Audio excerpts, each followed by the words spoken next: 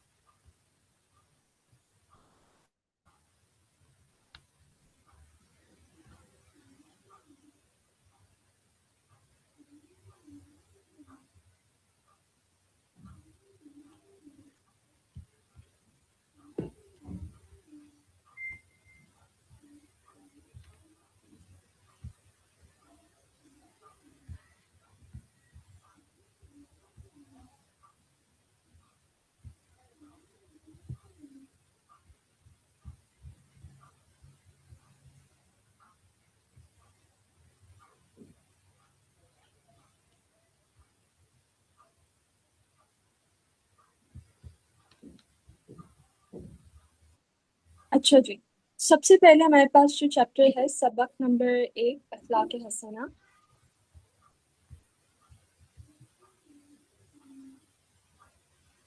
تو اس میں ہمارے پاس کیا ہے، تعارف مصنف، یہ ساری چیزیں آپ لوگ خود دیکھ لیے گا. خلاصہ ٹچ کر لیتے ہیں. خلاصہ کیا ہے سبق کا؟ اس سبق میں سید سلیمان ندوی جو رائٹر ہیں انہوں نے حسن اخلاق کی اہمیت بیان کی ہے. مصنف کہتے ہیں کہ اخلاق کے بغیر انسان حیوان ہے. اخلاق ہی وہ چیز ہے جو انسان کو حیوانوں سے ممتاز کرتی ہے. انسان کی حقیقی عظمت اس کے اخلاق میں ہے، نہ کہ اس کی دولت، طاقت یا حسب و نسب میں.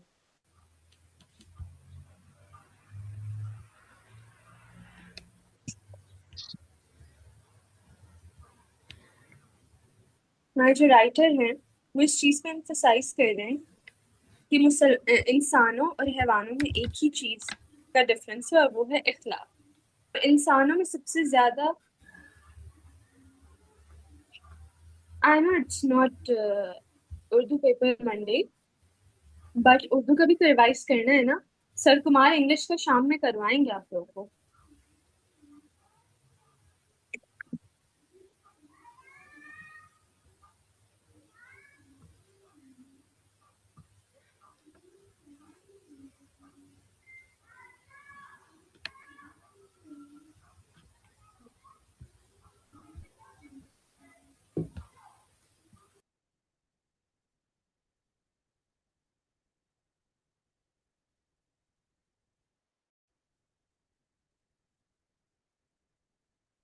اوکے، تو آپ صلی اللہ علیہ وسلم کہتے ہیں کہ مجھے اس لیے بھیجا گیا ہے کہ میں اخلاق کی تکمیل کروں. آپ صلی اللہ علیہ وسلم خود اخلاق حسنہ کا بہترین نمونہ تھے. آپ کی زندگی میں صدق، امانت، عدل، حلم، عفو، سخاوت، شجاعت اور تواضع جیسی صفات بدرجہ عطا موجود. یعنی کہ آپ صلی اللہ علیہ وسلم کی کیریکٹرسٹکس بتا رہے ہیں اور آپ صلی اللہ علیہ وسلم اپنے اس دنیا میں آنے کا مقصد ہمیں بتا رہے ہیں کہ آپ صلی اللہ علیہ وسلم کو اللہ تعالیٰ نے بھیجا اس لیے تاکہ وہ انسانوں کی رہنمائی کر سکے اور اخلاق کی تکمیل کر سکے.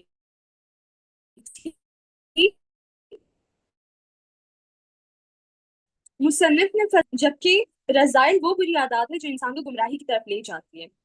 صبر، شکر، حیا اور ایثار جیسی صفات بھی اخلاق حسنہ میں شامل ہیں.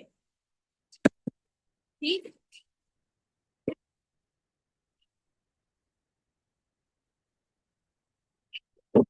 مصنف نے زور دے کر کہا ہے کہ ہمیں اپنی زندگی میں آن حضرت صلی اللہ علیہ وسلم کے اخلاق کو اپنانا چاہیے کیونکہ یہی حقیقی کامیابی کا رستہ ہے. اچھے اخلاق سے معاشرے میں امن اور سکون قائم ہوتا ہے اور لوگوں کے درمیان محبت اور بھائی چارے کا رستہ مضبوط ہوتا ہے. یہ جو پورا چیپٹر ہے نا اخلاق حسنہ وہ اسی ایک سبق کے ارد گرد گھوم رہی ہے کہ انسان کا اچھا اخلاق ہی امن و سکون کی ضمانت ہے اور لوگوں کے درمیان محبت پیدا کرتی ہے۔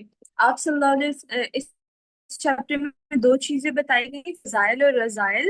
فضائل وہ عادتیں ہوتی ہے جو انسان کی اچھی خوبیاں ہوتی ہیں، جس سے انسان لوگوں میں محبت کا مرکز بن جاتا ہے، عزت ملتی ہے ان عادتوں کی وجہ سے۔ اور رذائل وہ حرکتیں اور وہ عادت انسان کی کہ جس کی وجہ سے وہ لوگوں کی نظر میں اور اللہ کی نظر میں ایک اچھا انسان نہیں ہوتا ہے وہ بندہ، ٹھیک ہے؟ یعنی وہ انسان کی برائیاں ہوتی ہیں، جیسے کہ جھوٹ بولنا، غصہ کرنا، بدلہضی کرنا، یہ ساری چیزیں، ٹھیک۔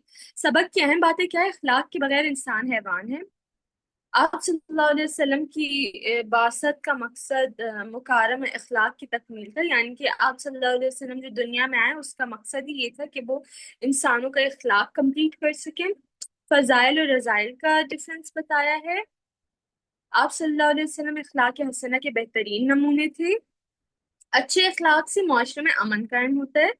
حسن اخلاق انسان کی سب سے بڑی دولت ہے، ٹھیک ہے؟ یہ سب خطبات مدارس سے ماخوذ ہے۔ یہ سید سلیمان ندوی کی بک تھی، خطبات مدارس، اس سے لیا گیا ہے، ٹھیک ہے؟ یہ پورا سید سلیمان ندوی کون تھے؟ علامہ شبلی نعمانی کے شاگرد تھے۔ یہ امپورٹنٹ پوائنٹ ہے، یہ ایم سی کیو میں پوچھا جا سکتا ہے۔ اخلاق کی تکمیل اسلام کا بنیادی مقصد ہے۔ صبر اور شکر بھی اخلاق حسنہ میں شامل ہے۔ انسان کی عظمت اس کے اخلاق میں ہے، نہ کہ دولت۔ آپ لوگوں کو پتہ ہے جو اقتباس والا کوشچن ہوتا ہے وہ چیپٹرز کے ہی پیراگرافس لیے جاتے ہیں، تو اس چیپٹر میں سے جو یہ دو تین ہمارے پاس باسات ہیں وہ یہ درج ذیل ہیں، آپ ان کو بھی دیکھ سکتے ہیں، ٹھیک؟ یہ اہم اقتباسات ہیں، اور اس کے علاوہ اقتباس کا سیکشن ہمارے پاس الگ سے بھی، ہم اس کو بھی دیکھ لیں گے۔ مختصر سوالات بما جواب۔ اس سبق کے مصنف کا نام کیا ہے؟ سید سلیمان ندوی۔ یہ کس کتاب سے لیا گیا؟ خطبات مدارس۔ اخلاق کے بغیر انسان کیا ہے؟ حیوان ہے۔ آپ صلی اللہ علیہ وسلم کی بعثت کا کیا مقصد تھا؟ کہ وہ اخلاق کی تکمیل کریں۔ مکارم اخلاق سے کیا مراد ہے؟ مکارم اخلاق سے مراد اعلیٰ اور بہترین اخلاق، ٹھیک ہے؟ فضائل اور رذائل میں کیا فرق ہے؟ فضائل اچھی صفات ہے اور رذائل بری عادتیں ہیں۔ حلم سے کیا مراد ہے؟ حلم سے مراد بردباری اور تحمل ہے، یعنی کہ برداشت اور حوصلہ ہونا، ٹھیک ہے؟ تواضع کا کیا مطلب ہے؟ تواضع کا مطلب عاجزی اور انکساری ہے، یعنی کہ عاجز ہونا، ڈاؤن ٹو ارتھ ہونا، مغرور نہ ہونا۔ اس سبق کی صنف ادب کیا ہے؟ یہ ایک مضمون ہے، نثر، حصہ نثر میں۔ صنف ادب مطلب کہ کوئی نظم ہے، غزل ہے، کیا ہے، ٹھیک؟ یہ سبق کس کتاب سے لیا گیا ہے؟ خطبات مدارس، سید سلیمان ندوی کی مشہور بک ہے، ٹھیک ہے؟ باقی چھوٹے چھوٹے کوشچنز ہیں، آپ ان کو دیکھ سکتے ہیں۔ تفصیلی سوالات، سبق اخلاق حسنہ کا خلاصہ اپنے الفاظ میں لکھیے۔ تو خلاصہ اس کا یہی ہے کہ اس سبق میں سید سلیمان ندوی نے اخلاق کی اہمیت کے بارے میں بتایا۔ مصنف نے بتایا کہ انسانوں اور حیوانوں میں ایک ہی چیز کا فرق ہے، وہ ہے اخلاق۔ اس کے علاوہ آپ صلی اللہ علیہ وسلم، بیٹا آئی نو آپ کے انگلش کا پیپر ہے، بٹ اردو کا بھی تو پیپر دینا ہے نا آپ لوگوں کو۔ تھوڑا سا ایک کلاس آپ اٹینڈ کر لو، اس کے بعد you can study for your English exam.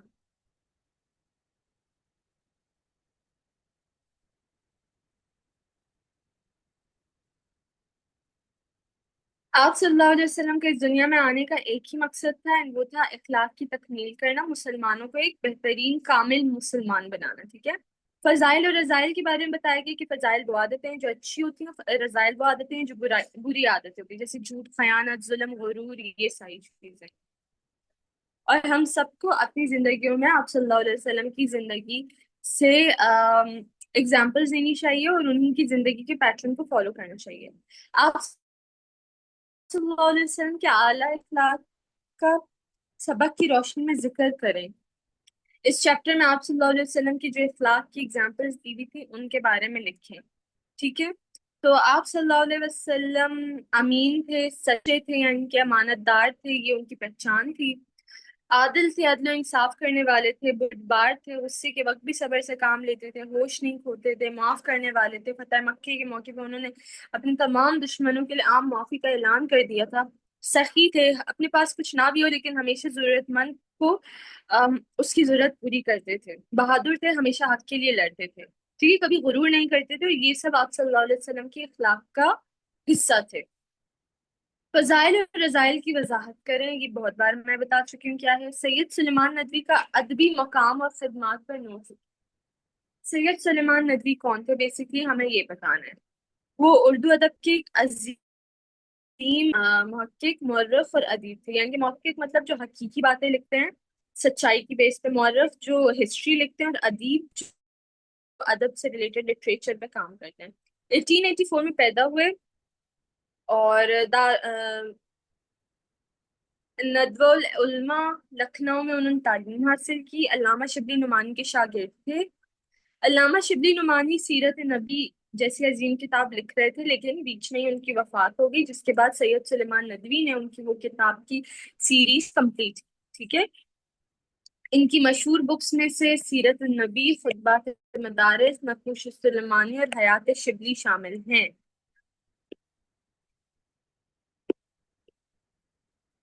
کثیر الانتخابی سوالات، یہ MCQs ہیں۔ اخلاق حسنہ کے مصنف کا نام کیا ہے؟ سید سلیمان ندوی۔ سبق یہ سبق کس کتاب سے ماخوذ ہے؟ خطبات مدارس۔ سبق کی صنف ادب کیا ہے؟ مضمون۔ آپ صلی اللہ علیہ وسلم کی بعثت کا مقصد کیا تھا؟ مکارم اخلاق کی تکمیل۔ اخلاق کے بغیر انسان کیا ہے؟ حیوان۔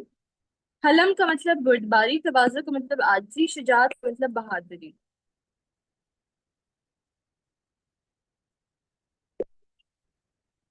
ٹھیک۔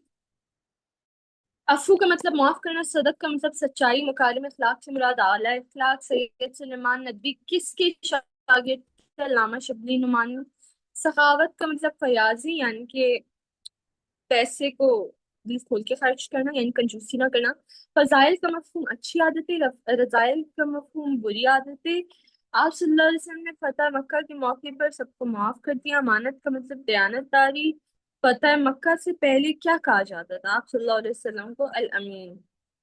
عدل کا مطلب انصاف۔ اس سبق کا مرکزی خیال ہے اخلاق کی اہمیت۔ بعثت کا مطلب ہے نبی کا بھیجا جانا۔ خطبات کا مطلب ہے تقریر، ٹھیک ہے۔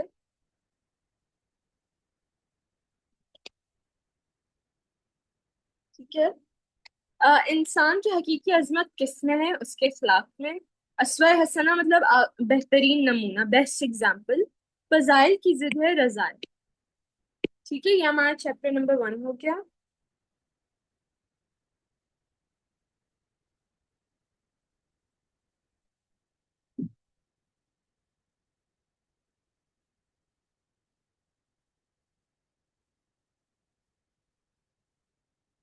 وعلیکم السلام۔ جی فاطمہ۔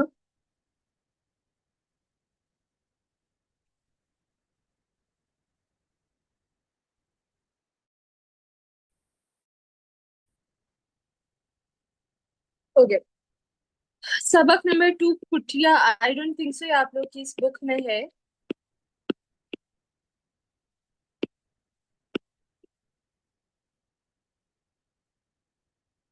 یہ والا چیپٹر بھی نہیں ہے، میں نے جس بک کو فالو کیا تھا اس میں نہیں تھی، ٹھیک ہے بچہ۔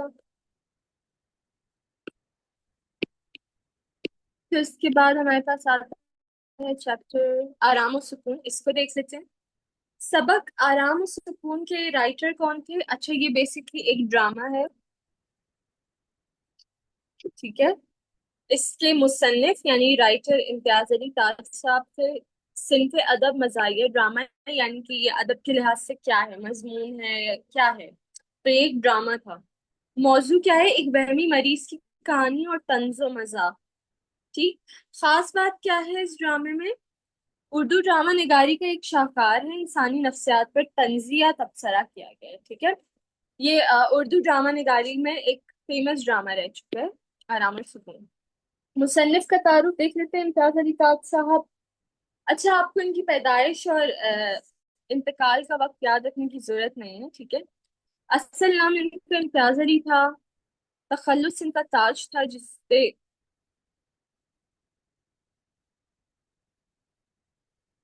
you can't read and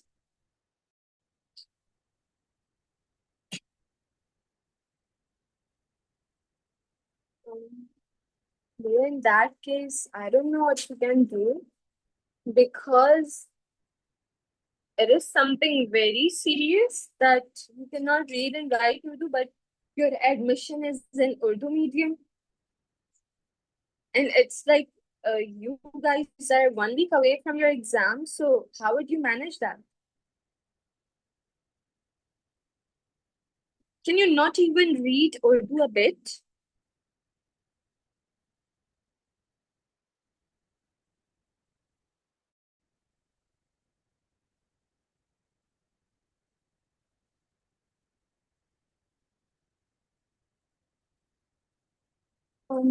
We'll just try to. Uh, you can understand it. You can read it a little bit. Um, I don't know what to say in that case. I would just say, okay, try to understand the things. Short questions, MCQs, unme like you just have to pick the answer and short questions जो होते हैं उन पे focus करो. You can do that.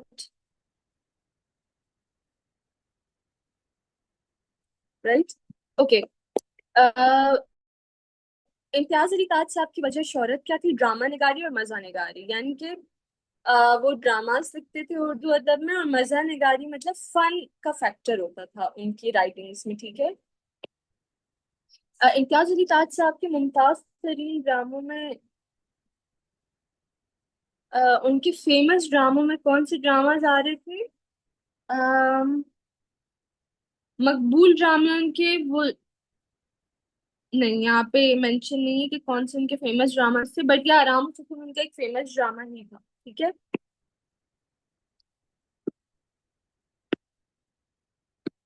अच्छा, मशहूर तसानीफ इनकी लिखी हुई है, इसमें हमारे पास चाचा छक्कन, एक बहुत फेमस मज़ाहिर ड्रामा था आराम और सुकून। उसके अलावा थिएटर में भी इनकी फिल्म्स आती थी उर्दू अदब में, ठीक है? अनारकली इनका एक बहुत फेमस ड्रामा था। ठीक है, चलिए अब हम अपने चैप्टर की तरफ आते हैं, सबक आराम और सुकून। इसमें इम्तियाज अली ताज साहब ने मज़ाहिर ड्रामा लिखने की कोशिश की, लेकिन इंसानी नफ्सियात को यानी ह्यूमन साइकोलॉजी को भी सामने रखा है, ठीक है? ये ड्रामा एक ऐसे शख्स की कहानी है जो खुद बीमार होता है, हालांकि उसे कोई इतनी खास बीमारी नहीं होती है, लेकिन उस बंदे को लगता है कि वो बीमार है, और बेसिकली वो बंदा जो है ना, काम कर करके इतना स्ट्रेस्ड हो जाता है कि वो ना उसको अपना आप बीमार बीमार लगने लगता है। वो हर वक्त जो है ना एक परेशानी और फिक्रमंदी के आलम में होता है। उसके घर में जो नॉर्मल रूटीन का शोर होता है वो उससे वो भी बहुत बुरा लग रहा होता है, ठीक है? अच्छा जी, सबक का खुलासा देख लेते हैं कि पहला हिस्सा इसमें क्या है? मरीज की हालत। आराम और सुकून में मरकजी किरदार एक ऐसे शख्स है जिसकी तबीयत नासाज है, हर वक्त अपनी सेहत के बारे में परेशान रहते हैं, और थकावट होती है उन्हें, तो उनको ऐसा लगता है उनको कोई दिल की बीमारी है, सर में दर्द है तो कोई दिमागी मर्ज है, उन्हें मैदे की खराबी है तो कोई बहुत बड़ी बीमारी हो गई है। अब घर में उनके अहले खाने उनकी तरबियत के बारे में काफी परेशान होते हैं। उनकी बेगम साहिबा होती है, वो उनके इर्द गिर्द घूमती रहती है, उनका ख्याल रखने की कोशिश करती हैं, लेकिन घर में एक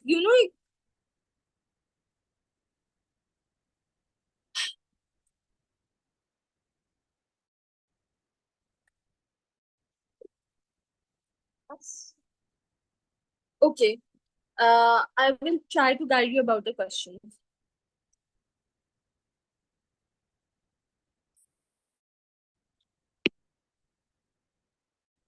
ठीक है? तो उनकी वाइफ अपने की छोटे मोटे काम भी कर रही होती, घर में शोर हो रहा होता है, तो वो उनके हस्बैंड को बहुत बुरा लग रहा होता है। दूसरा हिस्सा क्या होता है? डॉक्टर की आमद। डॉक्टर आता है। डॉक्टर एक अच्छा डॉक्टर होता है, वो पूरे सूरत हाल का जायजा लेते हैं, देखते हैं कि मरीज को क्या क्या शिकायत है। वो सब कुछ सुनने के बाद डॉक्टर जो है ना, मरीज से कहते हैं कि मरीज उनको बता रहा होता है कि मुझे रात को नींद नहीं आती, सर भारी रहता है, खाना हजम नहीं होता, बहुत सारे मसले मसाइल हैं। तो डॉक्टर साहब उनका पूरा मुआयना करते हैं, यानी उनको पूरा चेक करते हैं। फिर उसके बाद क्या करते हैं, तशखीस और मजाज सूरत हाल। थर्ड पार्ट में तशखीस का मतलब है कि डॉक्टर की क्या डायग्नोसिस करता है। डॉक्टर ने सारी बातें सुनी मरीज की, और उसके बाद क्या बता रहे हैं कि मरीज को क्या हुआ है। ठीक। तो ऐसी सूरत हाल में मुआयने के बाद डॉक्टर साहब बेगम साहिबा को अलग ले जाते हैं, उन्हें बताते हैं कि मरीज को कोई ऐसी खास बीमारी नहीं है, वो मामूली सी थकन है। और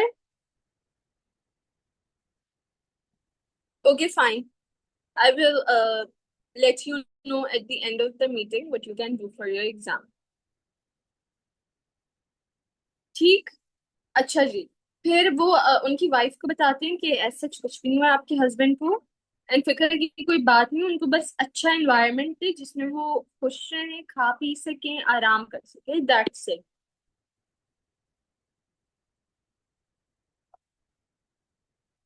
अच्छा जी, जो फोर्थ पार्ट है उसमें क्या होता है, आखिर में डॉक्टर साहब चले जाते हैं।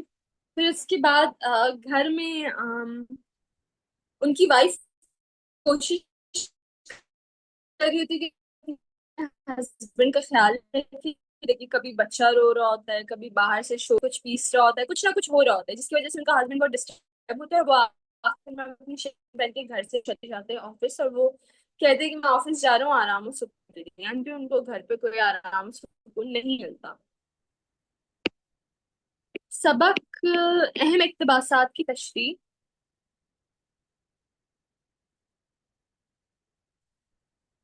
अच्छा जी, इक्तबास नंबर 1 है हमारे पास, जी नहीं बेगम साहिबा, तरद्दी की कोई बात नहीं, बस मामूली थकान है, आराम करे और फिक्र ना करे, सब ठीक हो जाएगा। ये आपको पैराग्राफ दे दिया है, कोई लाइन दे दी है, you have to explain it कि इसमें क्या हो रहा है। तो बेसिकली ये लाइन डॉक्टर साहब ने बोली थी मरीज की बेगम को, ठीक है, कि उनके हस्बैंड को कुछ ऐसा नहीं हुआ, कोई परेशानी की बात नहीं, बस मामूली थकावट है, उनको आराम करना चाहिए, फिक्र ना करे, टेंशन से दूर रहें और सुकून में रहे, तो उनकी बॉडी बिल्कुल नॉर्मल हो जाएगी।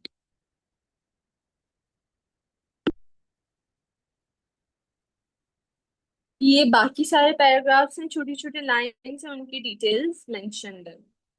मुख्तसर सवाल जवाब देख लेते हैं। आराम सुकून के मुसन्निफ कौन है? इम्तियाज अली ताज साहब। इस सबक की सिनफ अदब क्या है? ये एक मज़ाहिया ड्रामा है। इस ड्रामे का मरकजी किरदार कौन है और उसकी क्या मुश्किल है? ड्रामे का मरकजी किरदार अशफाक साहब है, मरीज जो थे उनका नाम अशफाक साहब था। ठीक है, और उनकी मुश्किल ये थी कि उनको अपना आप बहुत ज्यादा बीमार लग रहा था, उनको लग रहा था वो कोई संगीन बीमारी में मुब्तला है। डॉक्टर ने मुआयने के बाद क्या बताया कि अशफाक साहब को कोई ऐसी बीमारी नहीं, वो बस थकावट की शिकार है। बेगम साहिबा का रवैया कैसा था? बेगम साहिबा बहुत फिक्रमंद थी और हर वक्त कोशिश करती थी कि वो अपने शौहर का ख्याल रखे और वो सुकून में रहे। वहमी मरीज से क्या मुराद है? वहमी मरीज से ये मतलब होता है कि वो शख्स असल में बीमार नहीं होता, लेकिन बस उसके दिमाग में एक चीज चल रही होती है कि मैं बहुत ज्यादा बीमार हूँ। ठीक है। डॉक्टर ने मरीज को क्या नुस्खा दिया, क्या ट्रिक बताई कि घर से बाहर निकले, ताजा हवा में चले फिरे, दोस्तों से मिले और बीमारी का नाम लेना छोड़ दें। इस ड्रामे से हमें क्या सबक मिलता है? इस ड्रामे से हमें ये सबक मिलता है कि आराम और सुकून की जरूरत से ज्यादा फिक्र खुद बेआरामी का सबब बन जाती है। ज़हनी सुकून के बगैर जिस्मानी सेहत मुमकिन नहीं होती। तो इसलिए अगर हम अपने माइंड को फ्रेश रखते हैं तो हमारी बॉडी भी फ्रेश रहती है। ड्रामा किसे कहते हैं? ड्रामा उर्दू अदब की वो सिंफ है जो स्टेज पर पेश किया जाता है। इसमें किरदार मुकालमे के जरिए कहानी को आगे बढ़ाते हैं। और ड्रामा यूनानी लफ्ज डराव से निकला है, ठीक है, जिसका मतलब है काम करना। ठीक, ड्रामे में क्या होता है, स्टेज पे परफॉर्म हो रहा होता है और इसमें कहानी नहीं सुनाई जाती बल्कि डायलॉग्स के थ्रू सीन क्रिएट किए जाते हैं। ठीक है। मजाहिर ड्रामे की क्या खसूसियात है? मजाहिर ड्रामे में आम, दिलचस्प किरदार होते हैं, उसके अलावा उनकी कॉन्वर्जेशन होती है और सीरियस कॉन्वर्जेशन नहीं होती। ठीक है। तंज, मजा, ये सारी चीजें होती हैं। इम्तियाज अली ताज साहब का सबसे मशहूर ड्रामा कौन सा है? अनारकली। मरीज आखिर में कैसे ठीक होता है? वो डॉक्टर की हिदायत को फॉलो करते हुए खुद को मसरूफ रखता है, बाहर जाते हैं, खुशगवार माहौल में रहते हैं, तो वो ठीक हो जाते हैं। इस ड्रामे में कितने अहम किरदार है? तीन अहम किरदार है। पहला मरीज, दूसरी उनकी बेगम, और तीसरे डॉक्टर साहब।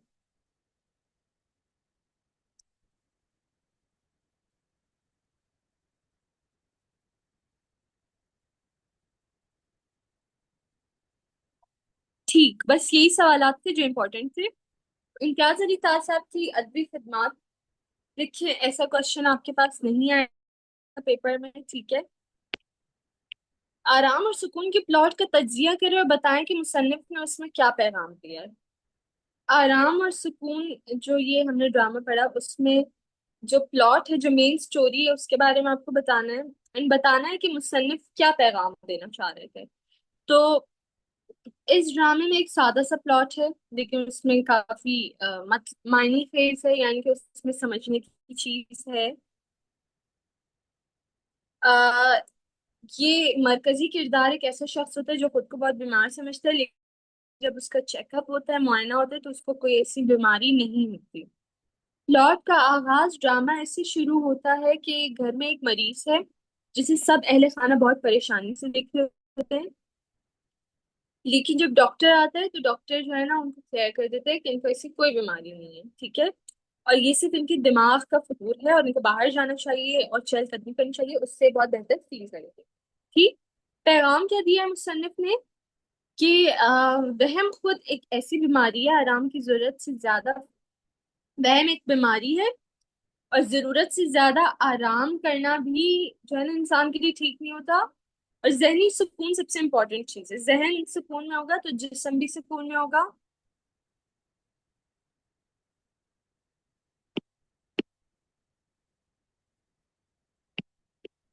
ठीक है जी।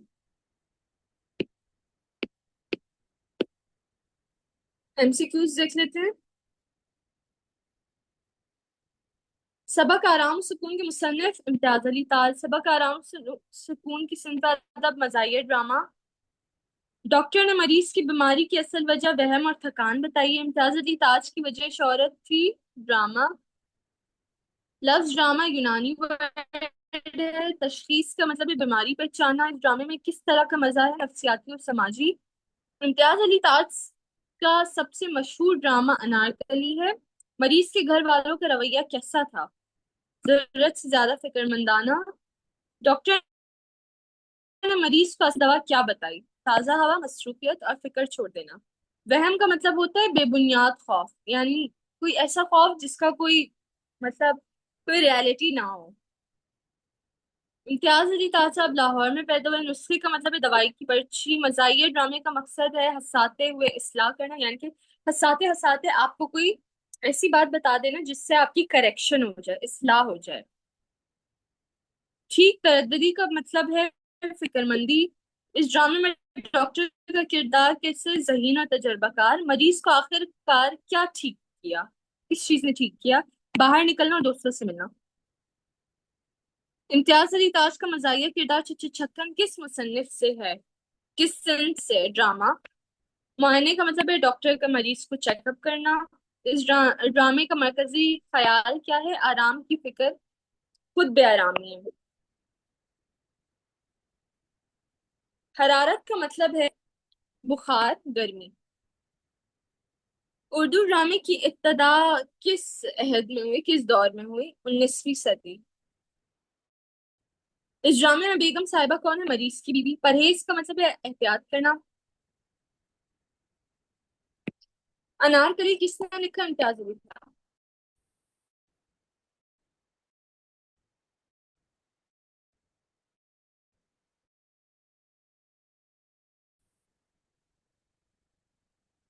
ओके। अस्सलाम वालेकुम स्टूडेंट्स। सो जो चैप्टर 3 हम स्टार्ट कर रहे हैं वो है हमारा नाम दे माली। ठीक है। uh, इस चैप्टर के मुसन्निफ का नाम है गुलाम अब्बास एंड सिंध अदब है खाका। यानी खाका होता है किसी का कैरेक्टर स्केच बताना। ठीक है। मौजू एक वफादार माली की शख्सियत का खाका, एक वफादार माली उनकी पूरी पर्सनैलिटी के बारे में बता रहे हैं। खास बात क्या है, आम आदमी की सादगी, मोहब्बत और वफादारी का खूबसूरत बयान किया गया है। मुसन्निफ का तारुफ करते हैं कि गुलाम अब्बास कौन थे। पैदाइश और वफात आपसे नहीं पूछी जाएगी। असल नाम गुलाम अब्बास है और वजह शोहरत इनकी अफसाना निगारी और खाका निगारी थी। ठीक है। अफसाना निगारी यानी स्टोरी राइटिंग और खाका निगारी कैरेक्टर राइटिंग। ठीक, कैरेक्टर स्केच जो बताते हैं। ओके।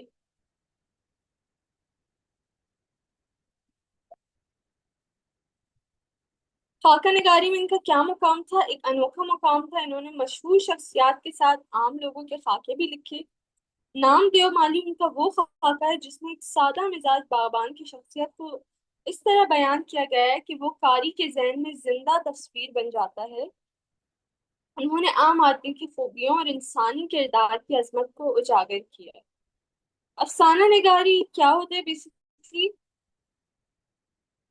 इनके फेमस अफसाने कौन से हैं? आंधी,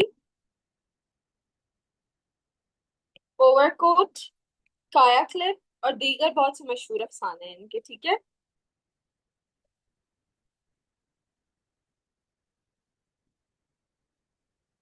अच्छा जी। तारुफ से सबक कर लेते थे कि नाम दियो हमारी चैप्टर में क्या है। गुलाम अब्बास का लिखा हुआ एक खाका है। इस खाके में मुसन्निफ ने एक बागबान की शख्सियत को बयान किया। बागबान कौन होते हैं? जो बाग की रखवाली करते हैं, यानी कि माली। जो एक मकबरे के बाग की देखभाल करते हैं। मकबरा क्या होता है? कोई कब्र बनी होती है, मजार टाइप का, उसके आगे पीछे एक बाग सा बना है, उसकी रखवाली करते हैं। ठीक है। नामदेव के नाम में एक खास बात है। नामदेव हिंदू रिवायत में एक भगत सुन्नत का नाम है जो मोहब्बत और खिदमत के लिए मशहूर था। इस नाम का इंतखाब शायद इसलिए किया गया है कि बागबान में भी वही खसूसियात हैं, मोहब्बत, खुलूस और वफादारी। नामदेव एक हिंदी वर्ड है, हिंदू लोगों में इस्तेमाल होता है, जिसका मतलब है मोहब्बत और खिदमत। और नामदेव माली जो था वो खुद भी ऐसा ही था, बहुत मोहब्बत और खिदमत और आजिजी के साथ, खुलूस के साथ अपना काम करते थे। कि एक मामूली आदमी की एक गैर मामूली इंसानियत की कहानी है। कि यानी वो खुद तो एक मामूली से आदमी थे, लेकिन उन्होंने बहुत अपना जो काम था ना उसको बहुत गैर मामूली तरीके से, प्यार से, गैर मामूली का मतलब यार बहुत ज्यादा प्यार और मोहब्बत से अपना काम करते थे। ठीक है। गुलाम अब्बास ने इस ड्रामे में ये भी बताया कि अजमत सिर्फ बड़े लोगों में नहीं होती, एक सादा मिजाज माली भी अपने काम और मोहब्बत से अजीम बन सकता है। ठीक है। अच्छा जी, सबक का खुलासा क्या है?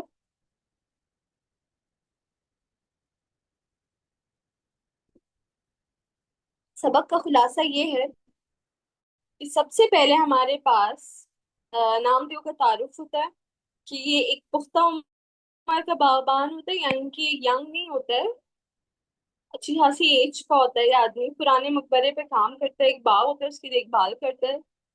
मकबरे का ये बाग बहुत पुराना होता है, लेकिन नाम उद्योग की मेहनत और लगन से हमेशा ये बाग सरसब्ज और शादाब रहा है। नामदेव का मकान जो था जहाँ वो रहता था वो भी इस मकबरे के पास ही था, अहाते में ही था।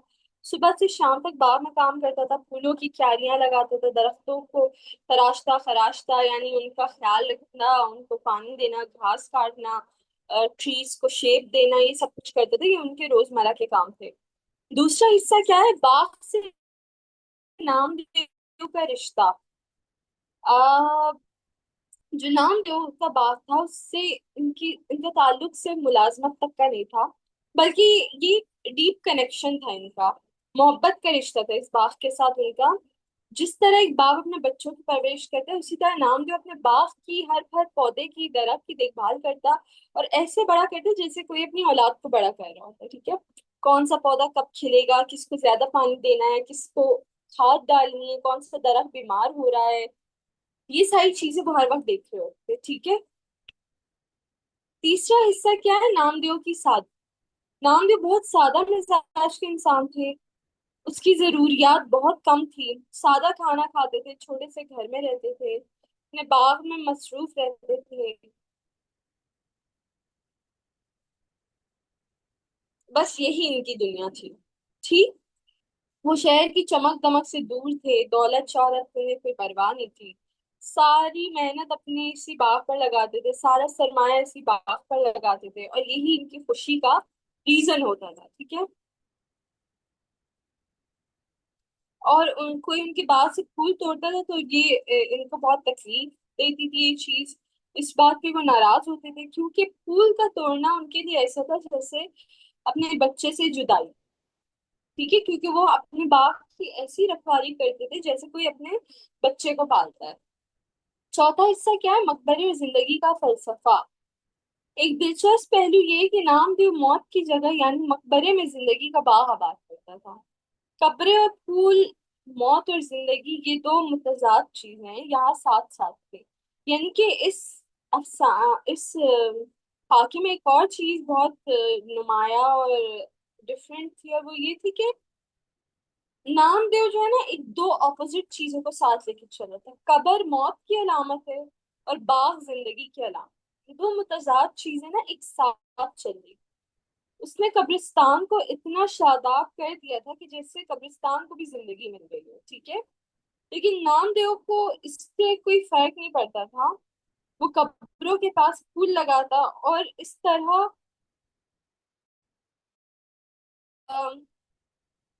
फौज शिदगान को खामोश सराज अकीदत पेश करता है। गुलाम अब्बास ने उस पहलू को बहुत खूबसूरती से पेश किया। यानी कि वो जो है ना कब्रों के पास फूल लगाता था, और वो जो है ना, वो जो मुर्दा लोग थे ना, वो जो कब्रें थी, उन कब्र वालों से भी अपनी मोहब्बत का इजहार इसी तरह कर रहा था कि उनके पास वो फूल लगाता था। पांचवा हिस्सा आने जाने वालों से ताल्लुक रखता है। मकबरे पे आने वाले जायरीन नामदेव को पहचानते थे। वो उनसे घुला मिला नहीं रहता, लेकिन दूर से सलाम दुआ करता था, और अगर कोई पूछे तो मुख्तसर से जवाब देता था, लंबी बातें नहीं करता था। खामोशी और मसरूफियत में ही उनका वकार था, यानी वो खामोश मिजाज और खुद का मसरूफ रहने वाले एक बंदे थे। किसी के सामने हाथ नहीं फैलाते थे, अपने काम पर भरोसा रखा था। मुसन्निफ को जब भी ये बात याद आता है तो नामदेव की याद भी आती है। दोनों लाजिम और मलजूम हो गए हैं।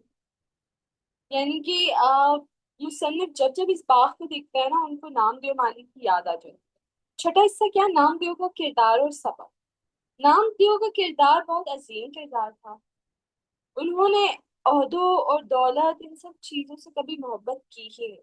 हमेशा ईमानदारी, मेहनत और जफाकशी का मुजाहरा किया। अपने बाप के लिए बहुत मुखलिस और वफादार थे।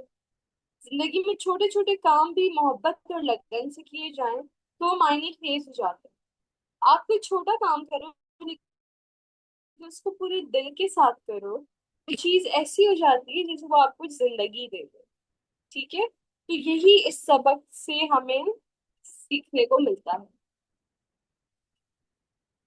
ठीक। ये कुछ अहम इक़्तिबासात हैं, यानी कि फॉर एग्जांपल मैं आपको एक समझा देती हूँ। नामदेव ने जब पहली बार मुझे बाग दिखाया तो उसकी आंखों में वही रोशनी थी जो एक बाप की आंखों में अपने बच्चों की तारीफ सुनते वक्त आती है।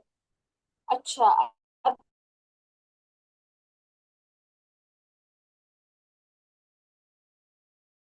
है ना, मुझे नाम मुसन्निफ का से तारीफ को वाजे करता है।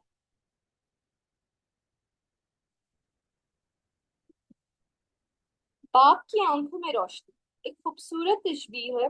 नामदेव के लिए बाप उसके बच्चे जैसा था। एक बाप को अपने बच्चों की तारीफ सुनकर जो खुशी होती है, नामदेव को अपने बाप की तारीफ सुनकर वही खुशी होती है। ये इक्तबास नामदेव के गहरे जज्बाती ताल्लुक को सामने लाता है। बताता है कि मोहब्बत किसी भी रिश्ते में हो सकती है, इंसान को पौधे से या बाग से, हर चीज से हो सकती है, ठीक है। तो ये मुसन्निफ बताते हैं कि नामदेव जब मुझे पहली बार अपनी बाग में लेके जाता है تو جب میں اس کو پھولوں کو دیکھتا ہوں، ان کی تعریف کرتی ہوں، تو نام دیو کی آنکھوں میں روشنی آ جاتی ہے. ایسے نہیں ہوتا ہے پیرنٹس کے سامنے اگر کوئی ہماری تعریف کرے تو ہمارے پیرنٹس کو پراؤڈ فیل ہوتا ہے، ان کے چہرے پہ خوشی آ جاتی ہے، تو وہی چیز.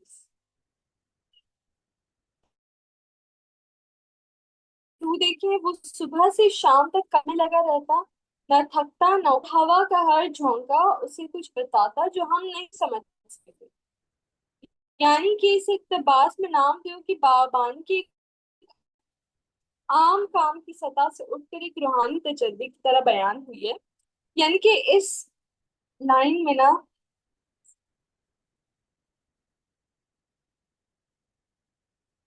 جو نام دیو مالی اس کی باغبانی کو صرف باغبانی کا روپ نہیں دیا، بلکہ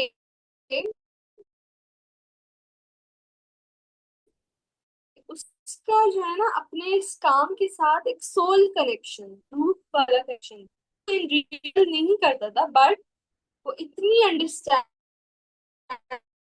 کے ساتھ وہ مٹی کو چیز سے باہر ہے، اور نہ وہ کبھی اکتا ہے اپنے کام سے، نہ کبھی تھکا ہے. پانی سے کھیل پھولوں کو پانی ڈالتا تھا تو وہ ایسا ہوتا تھا جیسے وہ پانی سے کھیل رہا ہے. ہوا کا ہر جھونکا اسے کچھ بتاتا تھا، اور ہوا جو اس کے باغ میں چلتی تھی وہ ایسی تھی جیسے وہ اس سے باتیں کرے. ٹھیک ہے. یہ استعارے نام دیو کی قدرت سے یگانگت کو ظاہر کرتی ہے. ہوا کا جھونکا اسے کچھ بتاتا ہی تھا، یعنی نام دیو کے پاس فطرت کے ساتھ ایک خاص تعلق ہے جو تجربے اور محنت سے حاصل ہوتا ہے، کتابوں سے نہیں. مصنف نے ایک سادہ مالی کو حکیم فطرت بنا دیا. یعنی کہ مصنف اتنی خوبصورتی سے بیان کر رہے ہیں کہ جو نام دیو تھا وہ صرف ایک مالی نہیں تھا، بلکہ وہ جو ہے نا ایک ماسٹر تھا. اس نے اپنی اسکل پہ اتنا عبور حاصل کر لیا تھا کہ اب جو ہے نا ہوا اس سے باتیں کرتی ہے، پانی اس کے ساتھ کھیلتی ہے، اور مٹی سے بھی وہ باتیں کر رہا ہوتا ہے. ٹھیک ہے. مختصر سوالات ہم نہیں دیکھیں گے، ہم ڈیٹیل کوشچنس کی طرف جائیں گے. اچھا یہ کوشچن دیکھیے، اس خاکے کا کیا پیغام؟ اس خاکے کا پیغام یہ ہے کہ سادگی کی محنت اور اپنے کام سے محبت انسان کی اصل دولت ہے. ایک سادہ مالی بھی اپنے کام میں خلوص سے اتنا عظیم بن سکتا ہے کہ لوگ اسے یاد رکھیں.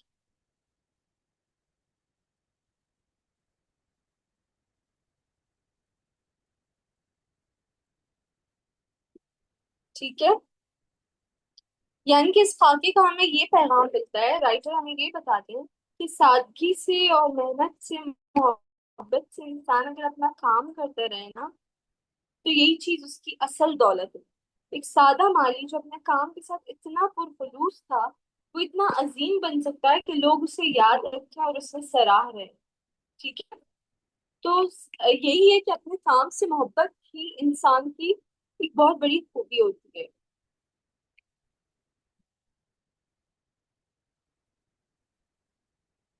تفصیلی سوال دیکھ لیتے ہیں. غلام عباس کی خاکہ نگاری کی خصائص بیان کریں اور نام بیماری کی روشنی میں وضاحت کریں.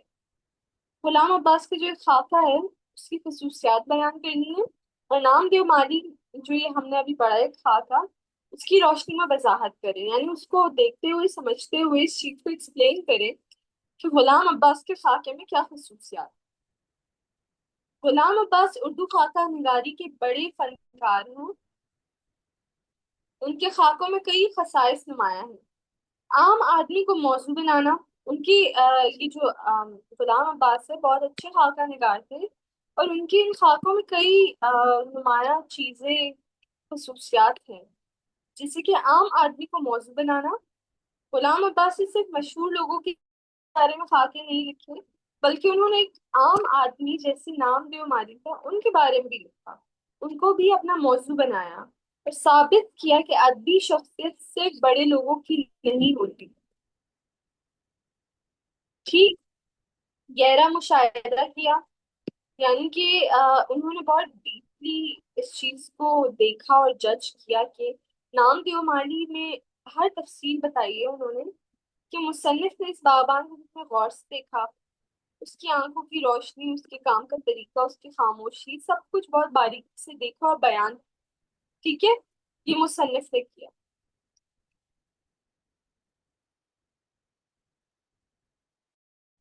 گہرا مشاہدہ یعنی کہ بہت ڈیپلی آبزرو کیا رائٹر نے نامدیو کو۔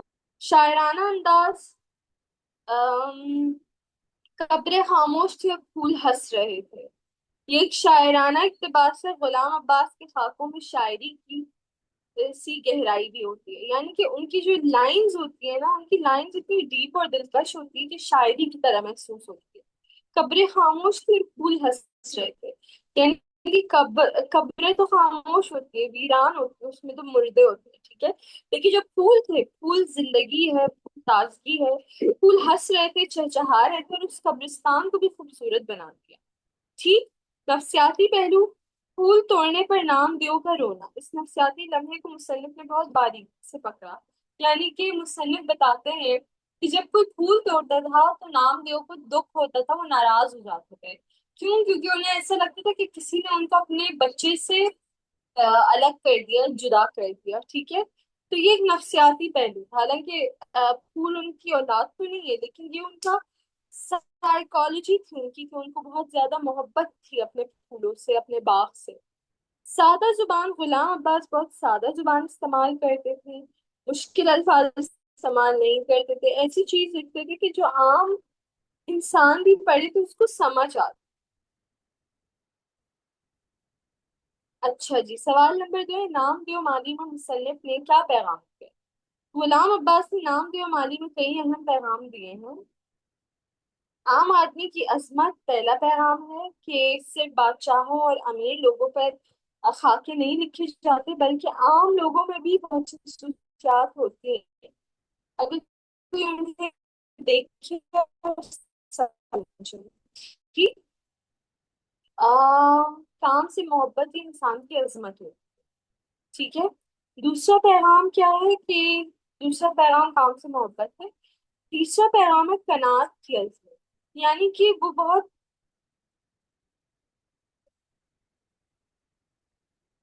جو نام دیو تھے وہ بہت قناعت پسند تھے، یعنی کہ دولت شہرت سے کوئی محبت نہیں، ان کو بہت محدودی اور موت کا فلسفہ۔ مقبرے میں باغ لگانا یہ بتاتا ہے کہ زندگی اور موت لازم اور ملزوم ہے، ٹھیک ہے، زندگی اور موت کا فلسفہ کیا ہے کہ مقبرے میں باغ لگانا، یعنی یہ بتاتے ہیں کہ زندگی اور موت لازم اور ملزوم ہے۔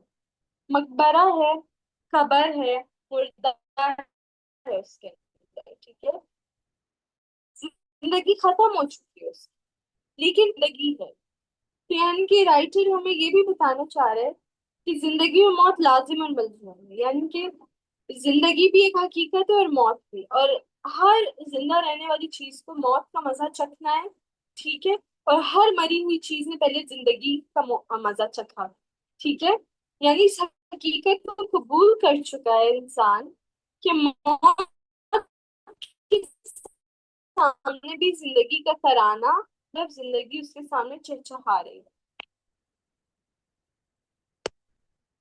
اچھا جی، یہ ہو گیا۔ ایم سی کیو دیکھ لیتے ہیں، کثیر الانتخابی سوالات، سبق نام دیو مالی کے مصنف غلام عباس، سبق نام دیو مالی کی صنف ادب کیا ہے؟ خاکہ، نام دیو کا پیشہ، باخصوصیت، سادگی، محنت، اداری۔ خاکے میں کیا بیان کیا جاتا ہے؟ کسی شخص کی شخصیت کے بارے میں۔ غلام عباس کہاں پیدا ہوئے تھے؟ امرتسر میں۔ غلام عباس کب وفات پائے؟ 1982 میں، یہ نہیں پوچھا جائے گا ویسے۔ نام دیو پھول توڑنے پہ کیوں ناراض ہوتے تھے؟ کیونکہ ان کو ایسا لگتا تھا پھول کو اپنا بچہ سمجھتے تھے۔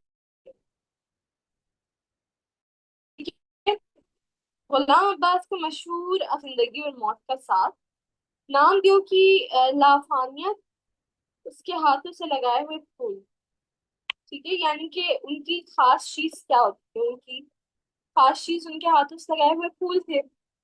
خاکہ اور سوانح عمری میں کیا بنیادی فرق ہے؟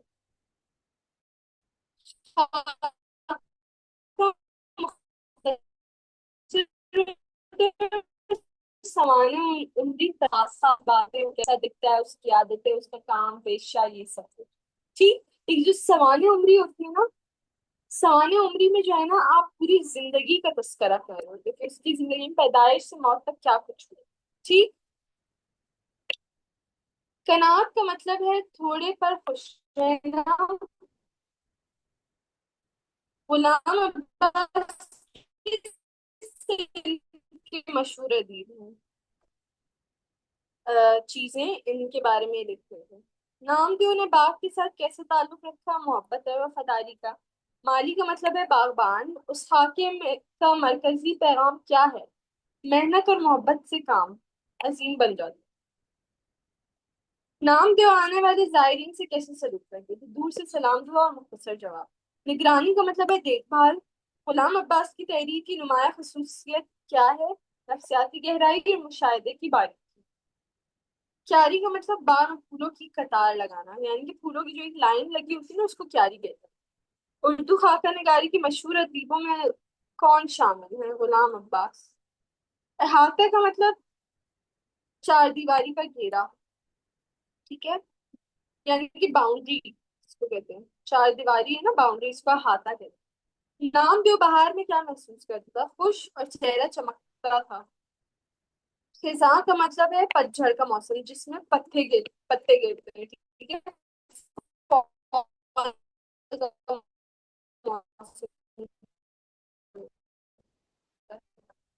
ٹھیک، یہ چیپٹر بھی ہمارا یہ بھی کمپلیٹ ہو گیا، اینڈ اب ہم چیپٹر نمبر 7 دیکھ لیتے ہیں، ابتدائی حساب۔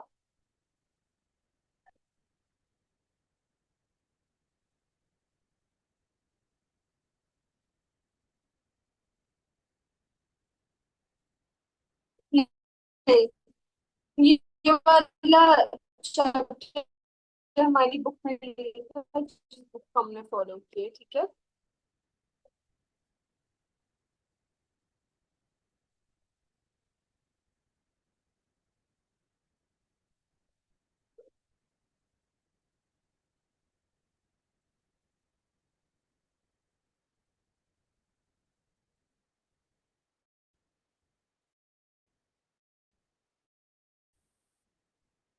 سبق اپنی مدد آپ، اس کو دیکھ لیتے ہیں۔ اس کا کیا مطلب ہے اپنی مدد آپ؟ اس کا مطلب ہوتا ہے کہ اپنی مدد خود کرنا، اپنی ہیلپ خود سے کرنا۔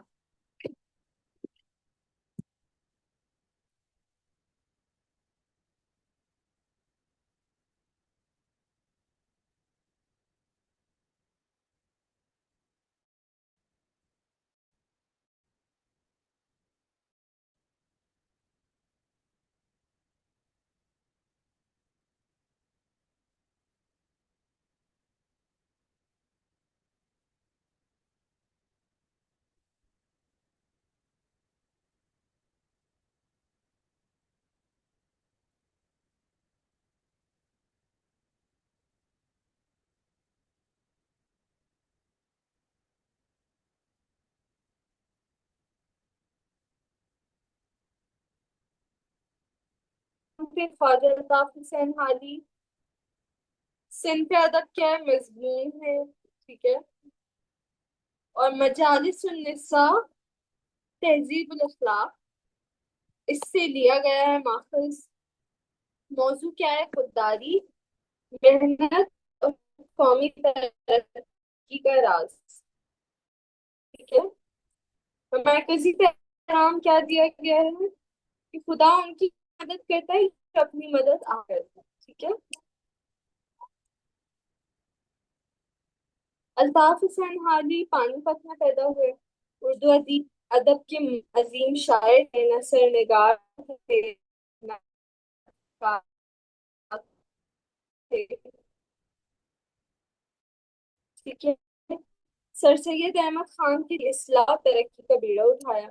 سر سید احمد خان کے دور کے ہی رائٹر تھے یہ، اور ان کو دیکھا کہ جب وہ مسلمانوں کو اتنا بیدار کر رہے ہیں کہ وہ اپنے حق کے لیے لڑے، تو اس کے بعد سے الطاف حسین حالی نے بھی اپنے رائٹ اپس میں مسلمانوں کو بیدار کرنے کی کوشش کی، ان کو جگایا کہ اپنے حق کے لیے لڑو، اس کو آواز اٹھاؤ، ان کی غیرت کو للکارا بیسکلی، ٹھیک ہے۔ सबक का तारुफ क्या है? अपनी मदद आप एक फिक्र अंगेज मजमून है जो कौमों और अफराद की तरक्की के राज को बयान है। इस मजमून में मुसन्निफ ने ये साबित किया है कि दुनिया में जो कौमें और जो अफराद बड़े बने वो अपनी मेहनत, लगन और खुद इन्हिसारी की बदौलत है। ठीक है। यानी कि अपनी मदद आप एक फिक्र अंगेज मजमून है, यानी कि इंसान को फिक्र में मुब्तला कर देने वाला मजमून है, जिसमें इंसान ना ये सोचने पे मजबूर हो जाता है कि हाँ, अगर हम अपनी मदद खुद करेंगे ना तभी हम अपने काम को आसान कर सकते। कोई दूसरा बाहर से नहीं आएगा हमारी मदद करने के लिए। ठीक।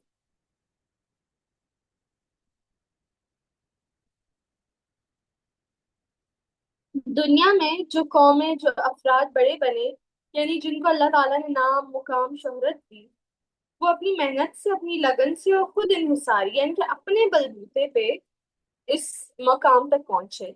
उन्होंने मगरबी अक़वाम और अजीम शख्सियात की मिसालें देकर ये वाज़ेह किया कि तरक्की का सरचश्मा अपनी मदद आप करना है। मगरबी ममालिकों में हम देखते हैं कि अजीम शख्सियात हैं, साइंटिस्ट हैं, बड़े बड़े स्कॉलर्स हैं, फिलोसफर्स हैं, और बहुत से और भी ऐसे लोग हैं कि जिनको देख के हम इंस्पायर होते हैं, जिनकी थ्योरीज हम अपनी बुक्स में पढ़ रहे होते हैं। तो ये कौन लोग? ये बेसिकली वो लोग हैं जिन्होंने अपनी मदद आप, जो खुद से उठे और जिन्होंने खुद से काम किया। ठीक है।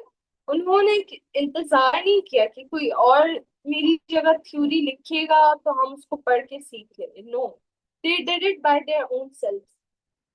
ठीक है, खुद मेहनत की, खुद आगे बढ़े। तो इन एग्जाम्पल्स के थ्रू हमें ख्वाजा अल्ताफ हुसैन हाली ने ये समझाने की कोशिश की है कि अगर कोई इंसान तरक्की चाहता है तो वो उसकी तरक्की अपनी मदद आप से शुरू हो। जब भी इंसान खुद के लिए खड़ा होता है, स्टैंड लेता है, काम करता है, मेहनत भी बंदा तरक्की पर, वो कभी तरक्की नहीं कर सकता। इस मजमून में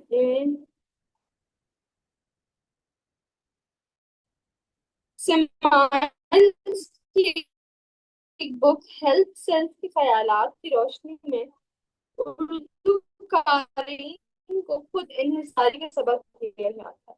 एक बुक का रेफरेंस भी दिया है हासिल ने, हेल्प सेल्फ, और उसकी रोशनी में होना चाहिए, यानी कि इंडिपेंडेंट होना चाहिए, किसी पर भी डिपेंड ना करे बल्कि अपने आप पर डिपेंड करे, अपने लिए जो करना खुद करे। ठीक है। तो ये बेसिक इस पूरे चैप्टर का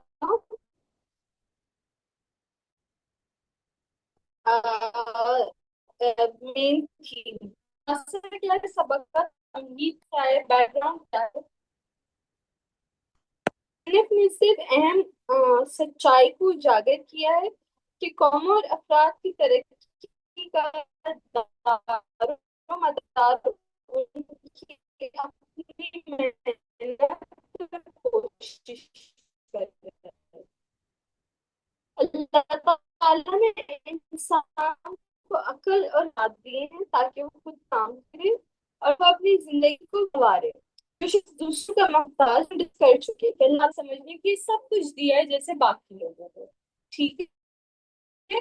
और अगर हम अभी इसको यूज ना करें तो ये हमारी गलती है। ठीक है। जिंदगी संवारने के लिए हमें दूसरों का मोहताज नहीं बनना बल्कि खुद मेहनत करनी होती है। अरब की कौमों सारी और मेहनत की वजह से तरक्कियां, मशीनरीज, टेक्नोलॉजीज,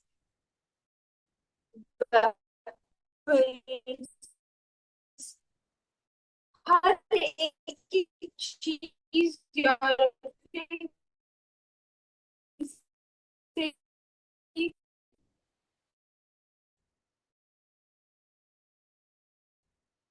बदल है।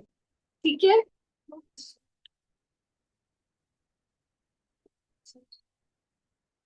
اچھا جی. تو سمجھ آ رہی ہے آپ لوگوں کو اس چیز کا مطلب کہ ہمیں کیا بتایا جا رہا ہے کہ محنت جو ہوتی ہے نا اسی سے انسان کر سکتا ہے. ٹھیک ہے. خود انحصاری سب سے زیادہ ضروری چیز ہے. ٹھیک ہے. دوسروں کے آگے ہاتھ نہیں پھیلانا ہوتا. ہر ممکن کوشش کرے کہ اپنی صلاحیتوں پر بھروسہ رکھے اور اپنی کوشش اپنی محنت سے آگے بڑھے. خود ساختہ افراد کی مثالیں دی گئی ہے. خود ساختہ افراد کون ہے؟ جو اپنی محنت سے خود کو اسٹارچز اسٹارچ کاربوہائیڈریٹ کے ٹائپ. اچھا جی. خود ساختہ افراد کون ہوتے ہیں؟ جس کو آج کل کے دور میں ہم کہتے ہیں سیلف میڈ بندہ ہے.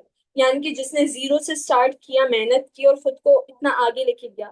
ٹھیک ہے. تو انہوں نے کچھ اگزامپلس دی ایسے لوگوں کی جنہوں نے انتہائی غربت اور مصیبتوں میں محنت کر کے اپنا نام پیدا کیا. پھر انہوں نے بتایا سیموئل سمائلز نے اپنی کتاب ہیلپ سیلف میں ایسے لوگوں کی سینکڑوں مثالیں دی. یہ رائٹر ہیں سیموئل سمائلز. ان کی ایک بک ہے ہیلپ سیلف. اس بک میں انہوں نے بہت سارے لوگوں کی مثالیں دی ہیں جنہوں نے نہایت ہی مشکل حالات سے خود کو نکال کے دنیا کے بڑے لوگوں میں اپنا نام لکھوایا. یعنی کہ اتنی محنت کی اتنی لگن سے کام کیا کہ دنیا کے سامنے اپنا لوہا منوایا اپنا نام لکھا ہے. ٹھیک ہے. اختتام میں کیا کہتے ہیں؟ مضمون کے اختتام میں یہ پیغام دیتے ہیں کہ اللہ تعالیٰ نے اپنے ان بندوں کی مدد کرتا ہے جو خود کوشش کرتے ہیں. ٹھیک ہے. جو خود سے نہیں اٹھتا اللہ تعالیٰ کبھی اس کی مدد نہیں کرتا. اللہ تعالیٰ کہتے ہیں کہ اللہ تعالیٰ نے رزق کا وعدہ کیا لیکن اللہ تعالیٰ نے یہ بھی بولا ہے کہ پرندے کو بھی اپنے گھونسلے سے نکل کے اپنا دانا پانی ڈھونڈنا پڑتا ہے. یعنی پرندہ جو ایک بے زبان جانور ہے اللہ کی نازک مخلوق ہے جس کو اللہ نے نہ عقل دی نہ شعور دی اس سے بھی اللہ تعالیٰ نے رزق کا وعدہ کیا ہے. لیکن شرط یہ ہے کہ وہ پرندہ بھی اڑے گا اپنے گھونسلے سے نکلے گا اور ڈھونڈے گا اور اس کو اس کا رزق ملے گا. ٹھیک ہے. تو مسلمانان ہند کو چاہیے کہ وہ غفلت چھوڑ کر محنت اور خود انحصاری کو اپنا شعار بنائیں. اس وقت کے دور میں جب پاکستان اور انڈیا الگ الگ نہیں ہوئے تھے جب مسلمان اور ہندو ایک ساتھ رہتے تھے تو اس پہ یہ پورا دن لکھا گیا تھا.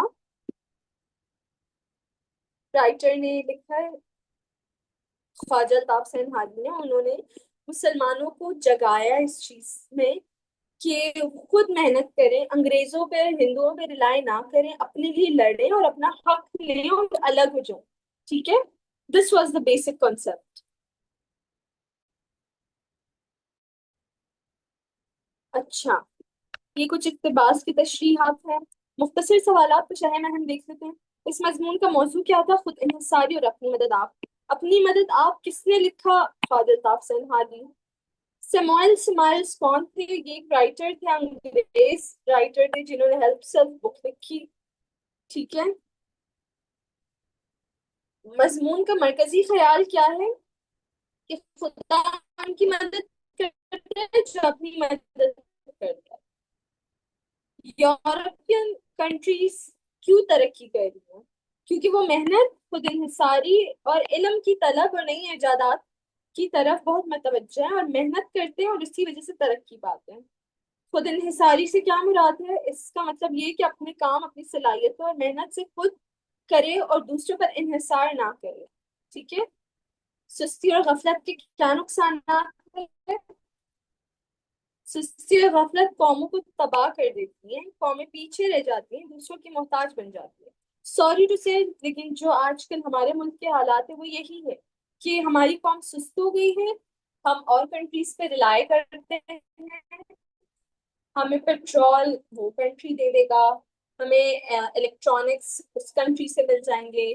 ہمیں پیسوں کی کمی ہے ہم فنڈس لے لیں گے. ہم لون لے لیں گے. ہم یہ سب کر لیں گے. ہم خود سے کچھ بھی نہیں کر رہے ہیں. ہم جو ہے نا باہر کی امداد پہ اپنا ملک چلا رہے ہیں. ویری سوری ٹو سے. حالی کو کون سا خطاب دیا گیا؟ مولانا الطاف سنہالی کو شمس العلماء کا خطاب دیا گیا تھا حکومت برطانیہ کی طرف سے. ٹھیک ہے، شمس العلماء مطلب، شمس کا مطلب ہے سورج، علماء کا مطلب ہے اسکالرز، اسکالرز میں سورج کی طرح اتنی اہمیت کے حامل تھے، ٹھیک ہے۔ فرد اور قوم کا کیا تعلق ہے؟ فرد افراد سے مل کر بنتا ہے، جب ہر فرد محنتی اور خود انحصار ہو تو پوری قوم ترقی کرتی ہے۔ فرد کیا ہوتا ہے؟ فرد ایک بندے کو کہتا ہے، ایک بندہ۔ اور قوم کیا ہوتا ہے؟ قوم بہت سے بندے، بہت سارے فرد جب مل کر ایک ساتھ کام کرتے ہیں تو ایک قوم بن جاتی ہے، ٹھیک ہے۔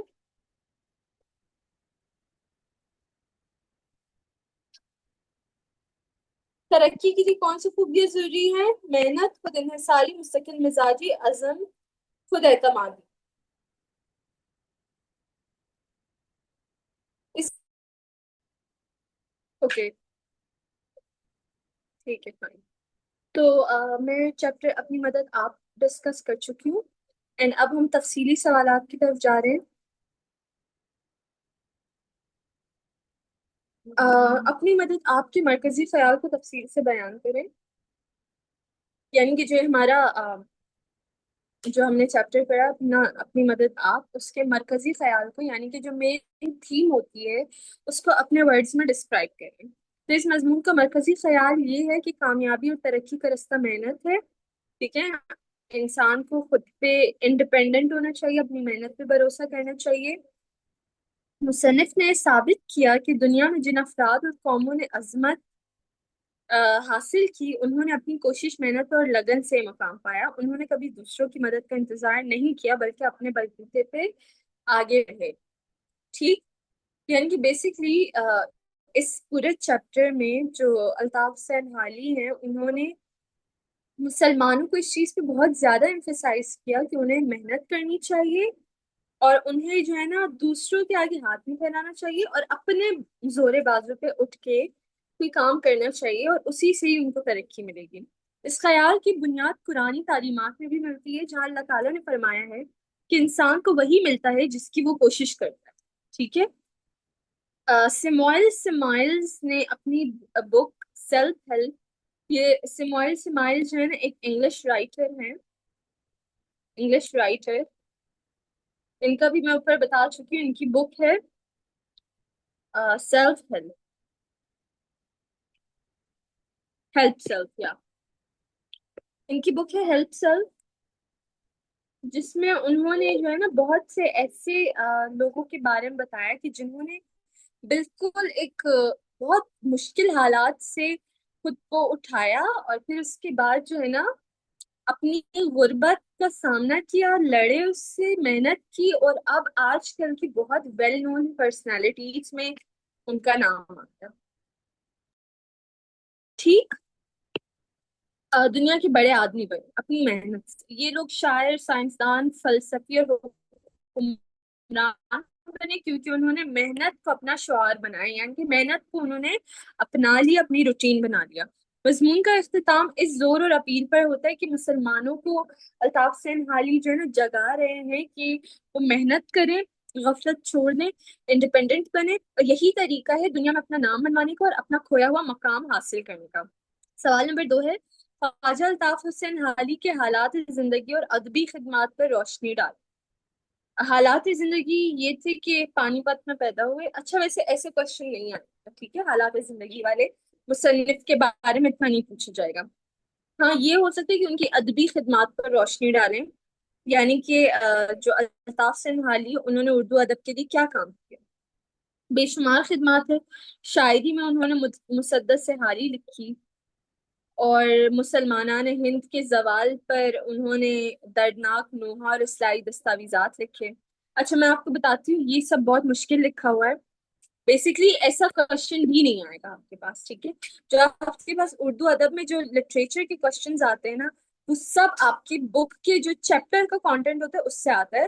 شاعر، مصنف، ان سب کی حالات زندگی، ان کی چیزیں نہیں آتی، ان کے بارے میں نا چھوٹا چھوٹا سا ایم سی کیوز میں پوچھا جاتا ہے، جیسے یہ بہت امپورٹنٹ چیز ہے کہ الطاف حسین حالی کو کیا خطاب دیا گیا، کیا ٹائٹل ملا، شمس العلماء، یعنی کہ اسکالرز میں سورج کی طرح اہمیت رکھنے والے۔ ٹھیک، یہ ایسی چیزیں امپورٹنٹ ہوتی ہیں، ٹھیک ہے۔ قوم کی ترقی میں خود انحصاری کا کردار بیان ہے۔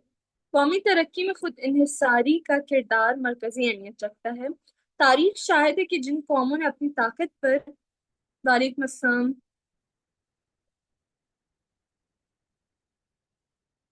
تاریخ گواہ ہے کہ جن قوموں نے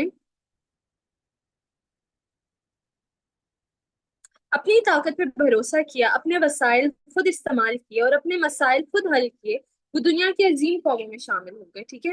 یورپ کی ترقی کی مثال ہمارے سامنے، انگریز، جرمنز، جاپنیز، فرانسیسی، یہ سب قومیں کتنی ترقی یافتہ قومیں، ان کا صنعت یعنی ان کے کاروبار، ان کی ٹریڈنگ، ان کے سائنس، ان کی ایجوکیشن، ان کی ٹیکنالوجی، ہر چیز ہم سے بہت زیادہ آگے۔ کیوں؟ اور ان کی جو لیڈرز ہیں، ان کے جو حکمران ہیں، وہ پوری دنیا پہ حکومت کر رہے ہیں۔ یہ جو رشینز ہیں، they are the super power, جو چائنیز ہے وہ سپر پاور بن رہے ہیں، جو یو ایس ہے، جو امریکہ ہے، ان تین کنٹریز کے بیچ میں ایک کانفلکٹ رہتا ہے کہ ہو از دا سپر پاور بیسکلی۔ تینوں ایک دوسرے سے آگے جانے کی ایک جنگ میں، ایک کوشش میں، ٹیکنالوجیز، پڑھائی، ریسرچ، لٹریچر، کیا چیز جو انہوں نے نہیں کیا، ٹھیک ہے۔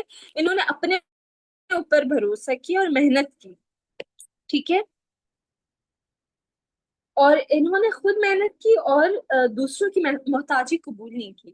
سوری ٹو سی، بٹ جو ہماری کنٹری ہے، جو پاکستان ہے، اس میں کیا ہو رہا ہے کہ ہم کبھی ایک کنٹری سے فائنڈز لے رہے ہیں، کبھی ہم کہہ رہے ہیں کہ ہمارا دوست چائنا ہے، کبھی ہم امریکہ کے آگے جھک رہے ہیں، کبھی ہم رشیا کی بات مان رہے ہیں، کبھی ہم کیا کر رہے ہیں۔ سو بیسکلی واٹ از دس؟ یہ یہی ہے نا کہ ہم ڈھیلے پڑ چکے ہیں، ہم خود سے کچھ نہیں کر رہے ہیں، ہم لوگوں کے آگے ہاتھ پھیلا رہے ہیں to save us, to help us basically. تو یہ والا بیہیویئر جو ہے نا، ایسی قومیں برباد ہو جاتی ہیں۔ اس کے برعکس اچھا، پہلے ہمیں یہ بتایا جا رہا ہے کہ اس چیپٹر میں قومی ترقی میں خود انحصاری کا کیا کردار ہے، یعنی کہ قوم کی ترقی میں خود انحصاری، سیلف ڈیپینڈنس کا کیا کردار ہے۔ تو ہمیں بتایا کہ جو قومیں اپنے اوپر بھروسہ کرتی، جو خود پہ ڈیپینڈ کرتی اور دوسروں پہ ڈیپینڈ نہیں کرتی، تو وہ کتنی ترقی پالتی، وہ پوری دنیا پہ حکومت کرتی ہے۔ اور اس کے برعکس، اس کے علاوہ، اس کے اپوزٹ، جو قومیں امداد کی منتظر رہتی ہیں، یعنی کہ جو دوسروں پر ڈیپینڈ کرتی ہیں، خود محنت نہیں کرتی، ان قوموں میں کیا ہو رہا ہوتا ہے، انہیں کوئی عزت نہیں ملتی، وہ ہمیشہ مجبور رہتی ہے، دوسرے قوموں کی غلام بن جاتی ہے۔ جیسے رائٹ ناؤ ہم پاکستان کا حال دیکھیں تو سب یہی کہتے ہیں، each and every one knows that, کہ ہم امریکہ کے غلام بن چکے ہیں، ٹھیک ہے۔ That is the condition now. صحیح ہے۔ تو اس چیز کے لیے کیا ضروری ہے کہ ہر قوم اپنے افراد کو خود انحصار بنائے، علم و محنت کو فروغ دے اور اپنے ملک کے وسائل کو خود ترقی کے لیے استعمال کرے۔ سوال نمبر 4 ہے، سیموئل سمائلز کی کتاب ہیلپ سیلف کی اہمیت بیان کریں۔ سیموئل سمائلز کی انگلش کی ایک فیمس بک ہے ہیلپ سیلف، اور یہ امپورٹنٹ کتاب ہے۔ اس میں انہوں نے دنیا کے ایسے لوگوں کی مثالیں دی ہیں جو غریب لوگ نہیں ہوتے،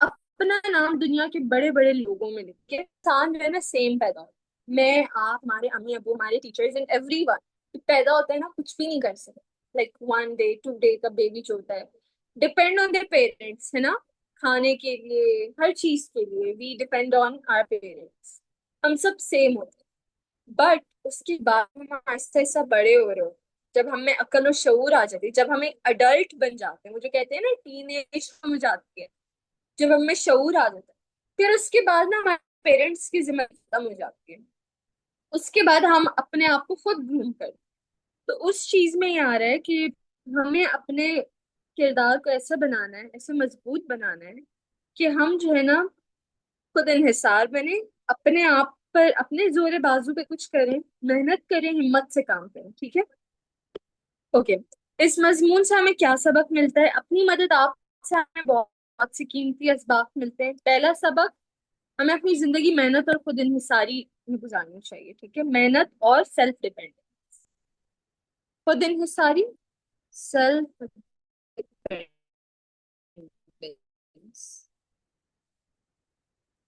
ٹھیک. دوسرا سبق، اللہ ان کی مدد کرتا ہے جو کوشش کرے. ٹھیک ہے. تیسرا سبق، غریب گھرانے میں پیدا ہونا کوئی عیب نہیں ہے.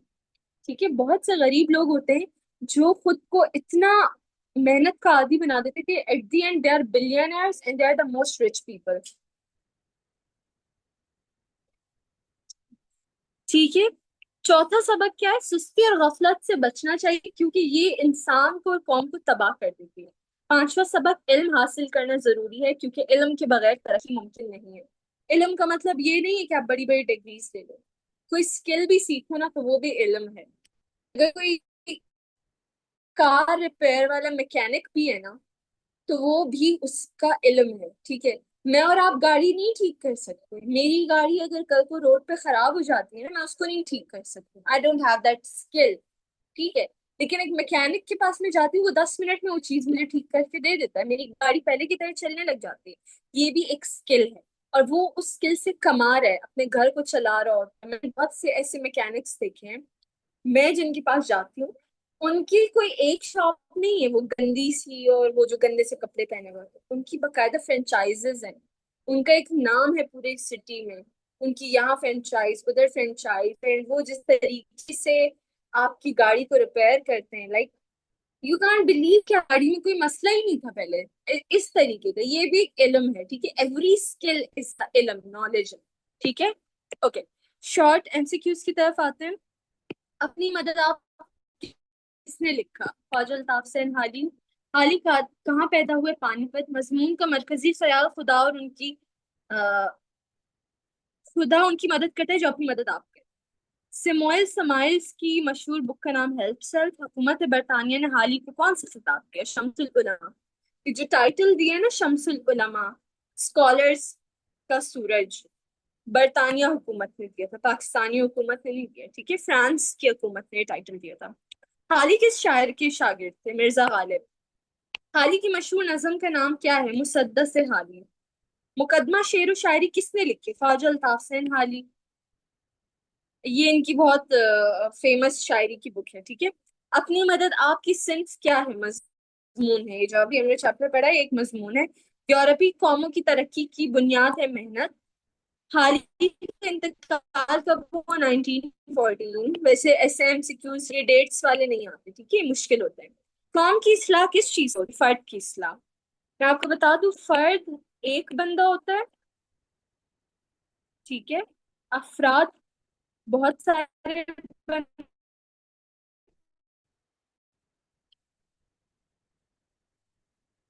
اور بہت سارے لوگ مل کر بناتے ہیں قوم. ٹھیک ہے. تو یہاں لکھا ہے خود قوم کی اصلاح کس چیز سے ہوتی ہے؟ فرد کی وجہ سے. جب ایک بندہ اپنے آپ کو ٹھیک کرتا ہے نا تو اس کو دیکھ کے اگلا بندہ بھی خود کو ٹھیک کرتا ہے، تیسرا بھی، چوتھا بھی، اور اس طرح پوری قوم کی اصلاح ہوتی ہے. سستی اور غفلت کا کیا نتیجہ ہے؟ قوم کی تباہی. خود انحصاری سے کیا مراد ہے؟ اپنی صلاحیتوں پر بھروسہ کر کے خود کام کرنا. یادگار غالب کس نے لکھی؟ اچھا یہ ایم سی کیو امپورٹنٹ نہیں ہے.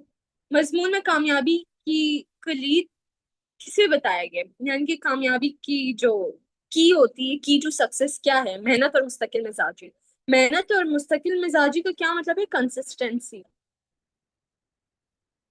یعنی کہ کسی کام کو بیچ میں نہ چھوڑنا، اس کو کنٹینیو رکھنا اور اینڈ تک لے کے جانا. حالی نے کس تحریک سے متاثر ہو کر لکھا؟ تحریک علی گڑھ.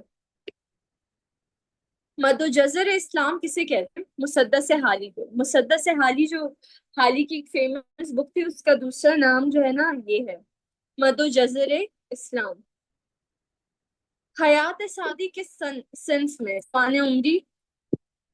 یہ بھی ضروری نہیں ہے یہ ایم سی کیو. ٹھیک ہے. مضمون کے مطابق بڑے لوگ کیسے بنتے ہیں؟ محنت اور لگن. خودداری سے کیا مراد ہے؟ اپنی عزت و وقار کا خیال رکھنا. خودداری یہ ہوتا ہے کہ اپنی سیلف رسپیکٹ کا خیال رکھنا، دوسروں کے آگے ہاتھ نہ پھیلانا اور اپنی مدد کرنا. مضمون میں کس چیز کو انسان کی سب سے بڑی طاقت بتایا گیا ہے؟ خود اعتمادی. سیموئل سمائلس کس ملک کے مصنف تھے؟ انگلستان، انگلینڈ کے تھے، ٹھیک ہے۔ مضمون اعظم مصمم کا کیا مطلب ہے؟ یہ بھی ضروری نہیں ہے۔ مضمون میں مسلمانوں کو کیا کرنے کی تلقین دی گئی ہے؟ غفلت چھوڑ کر محنت اور دن حساری اپنانا، ٹھیک ہے۔ اچھا جی، یہ ہمارا سیکشن نثر کمپلیٹ ہو گیا ہے، ٹھیک ہے۔ اب اس کے بعد ہم آتے ہیں نظم، سیکشن 2 پہ، نظم پہ، ٹھیک ہے۔ نظم ہمیں پتہ ہے ہمارے پاس نمبر 1 نظم ہم تھی۔ اچھا، آپ لوگ کو شاعر اور مصنف کا نام یاد ہونا ضروری ہے کہ کون سی نظم کس شاعر نے لکھی اور کس مصنف نے لکھی تھی، کہ یہ چیز ضروری ہے۔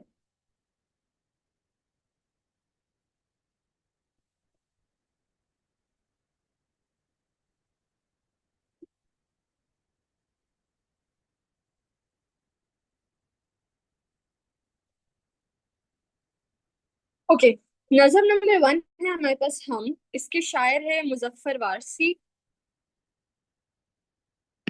اور حمد کا موضوع کیا ہوتا ہے؟ اللہ تعالیٰ کی حمد و ثنا بیان، یعنی کہ اللہ تعالیٰ کی تعریف بیان کرنا۔ اشعار کیا ہے؟ کوئی تو ہے جو نظام ہستی چلا رہا ہے وہی خدا ہے، دکھائی بھی، وعلیکم السلام ایان، دکھائی بھی جو نہ دے، نظر بھی جو آ رہا ہے وہی خدا ہے، ٹھیک ہے۔ شعر ہے، اس کی تشریح، شارٹ شارٹ تشریح دی بھی ہے، کی آئیڈیا ہے جو آپ لوگوں کے لیے امپورٹنٹ ہے۔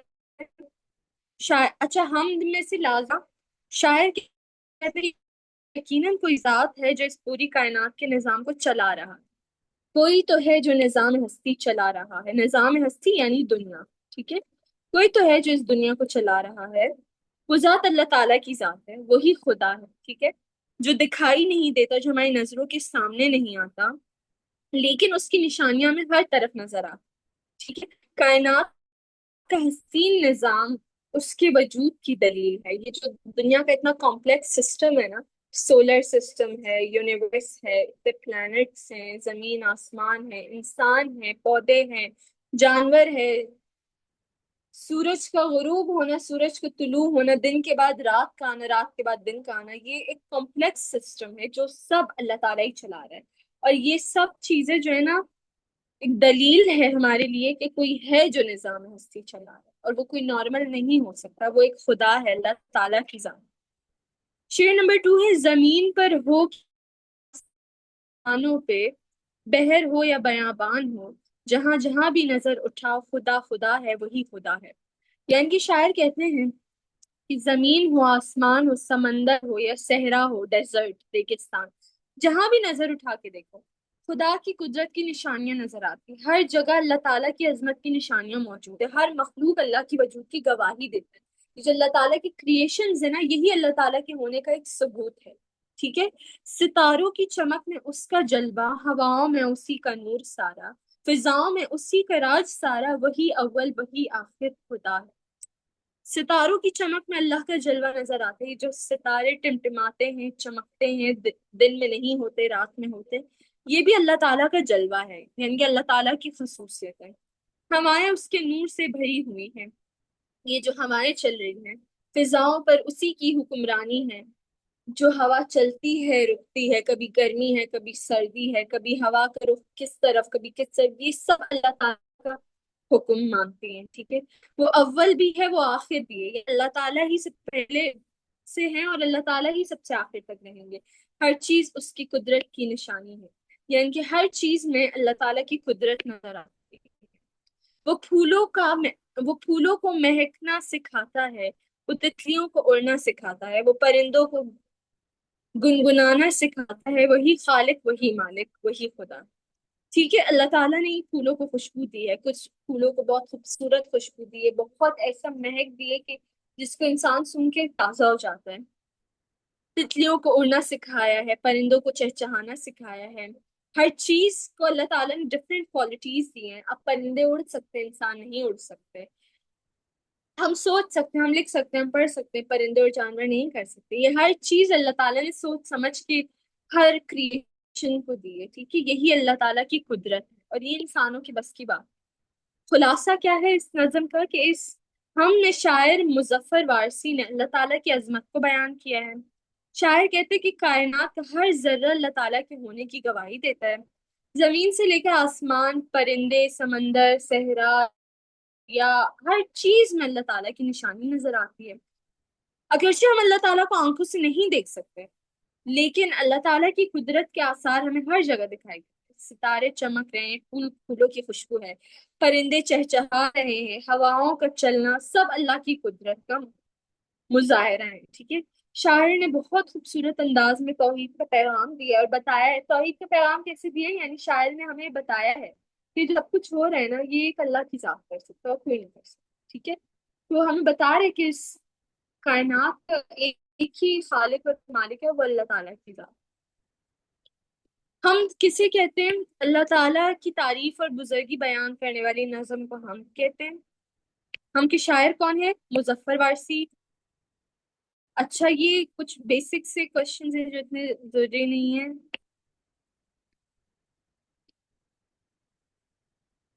اللہ تعالیٰ کی کون سی صفات بیان ہوئی ہے؟ خالقیت، مالکیت، واحدانیت اور قدرت کی صفات، یعنی کہ اللہ تعالیٰ خالق ہے، مالک ہے، واحد ہے اور ہر چیز پہ قدرت رکھتے ہیں۔ تفصیلی سوالات، اس حمد کا خلاصہ بیان کریں، ہم پہلے ڈسکس کر چکے ہیں۔ شاعر نے اللہ کی وجود کی کون کون سی دلیلیں دی ہیں کہ اللہ تعالیٰ موجود ہے، اس چیز میں شاعر نے کیا کیا دلیلیں دی ہیں، ریزنس دی ہیں؟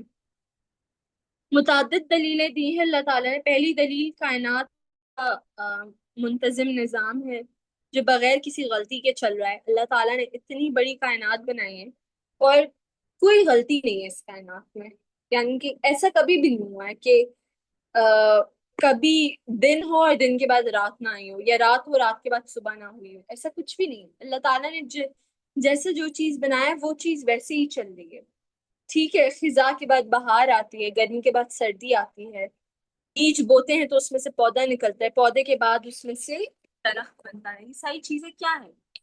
اللہ تعالیٰ کی قدرت کے نشان، ٹھیک ہے۔ اوکے، تو حمد اور نعت میں کیا فرق ہے؟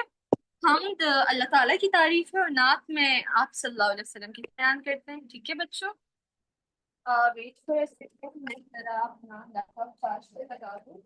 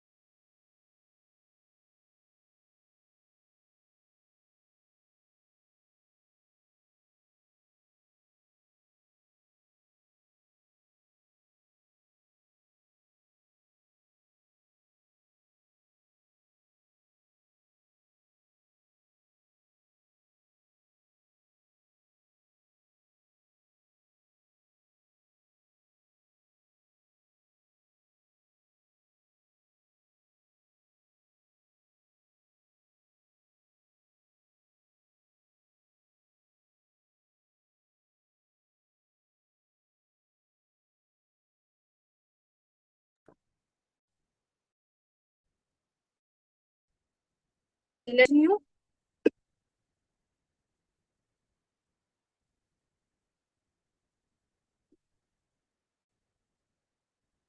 हमने क्वेश्चन आंसर डिस्कस,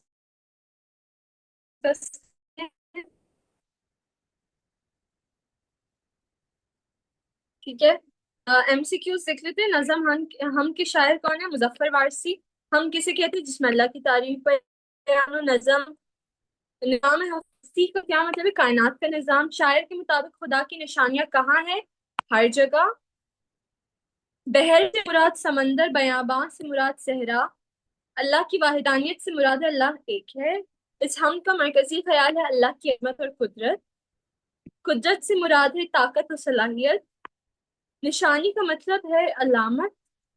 हस्ती से मुराद है वजूद और जिंदगी। इस हम में अल्लाह को क्या कहा गया है? इस हम में अल्लाह को क्या कहा गया है? खालिक और मालिक।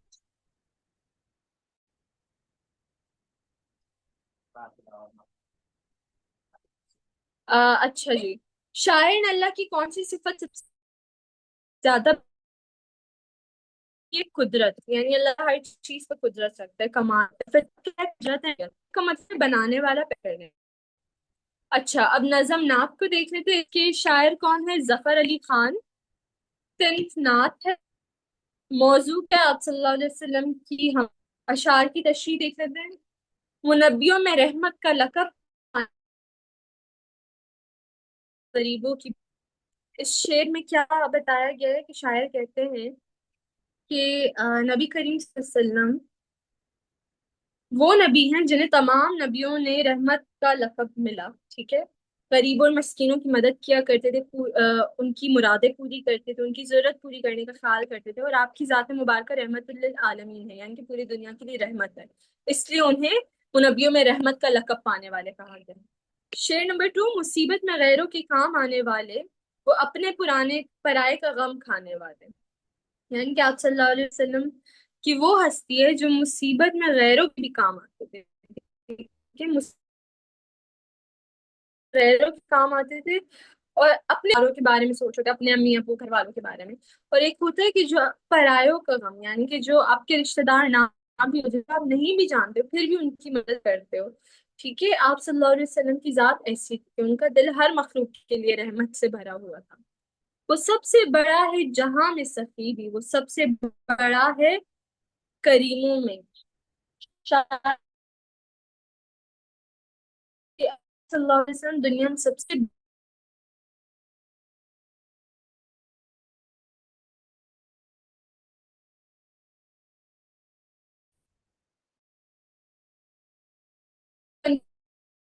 नहीं करता है जो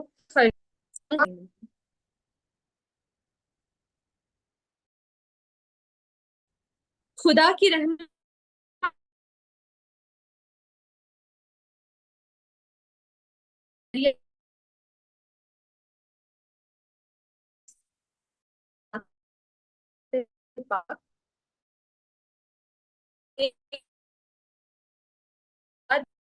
आज उस आप बताया है कि वापस नहीं सुन पा।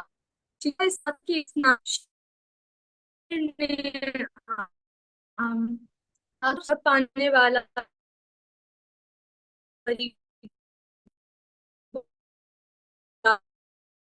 वादे पूरी करने वाला कहा है। मुसीबत में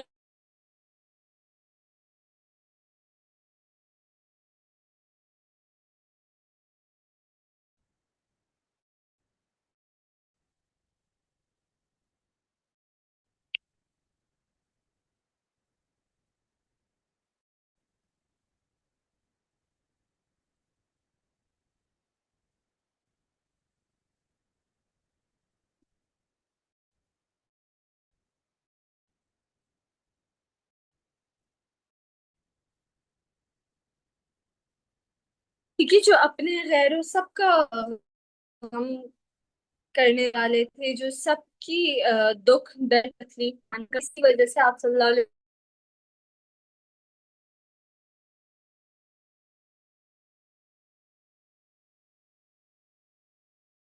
تو we don't need to discuss them.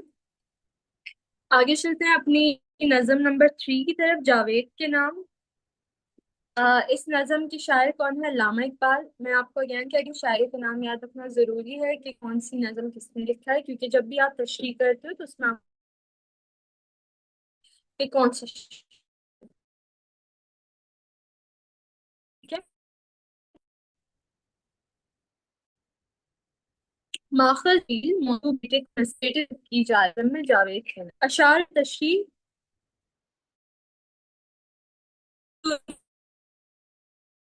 بعض ایک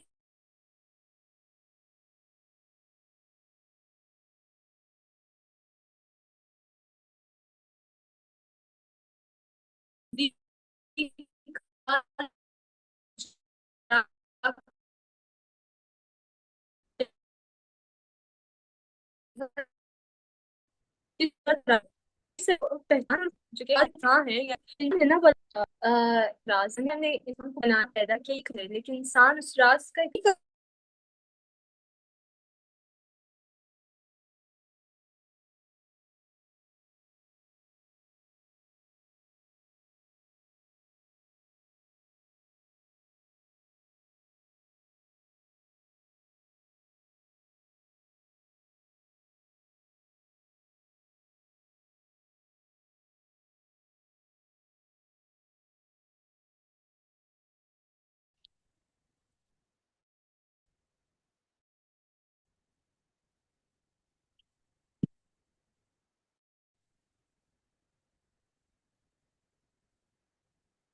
یعنی کہ انسان بہت صحیح صلاحیتیں ہیں جو اللہ تعالیٰ نے انسان کے اندر ڈال گئے، تو یہ انسان کا کام ہے اب کہ خود کو پہچانے صلاحیتوں کو یوز کرے.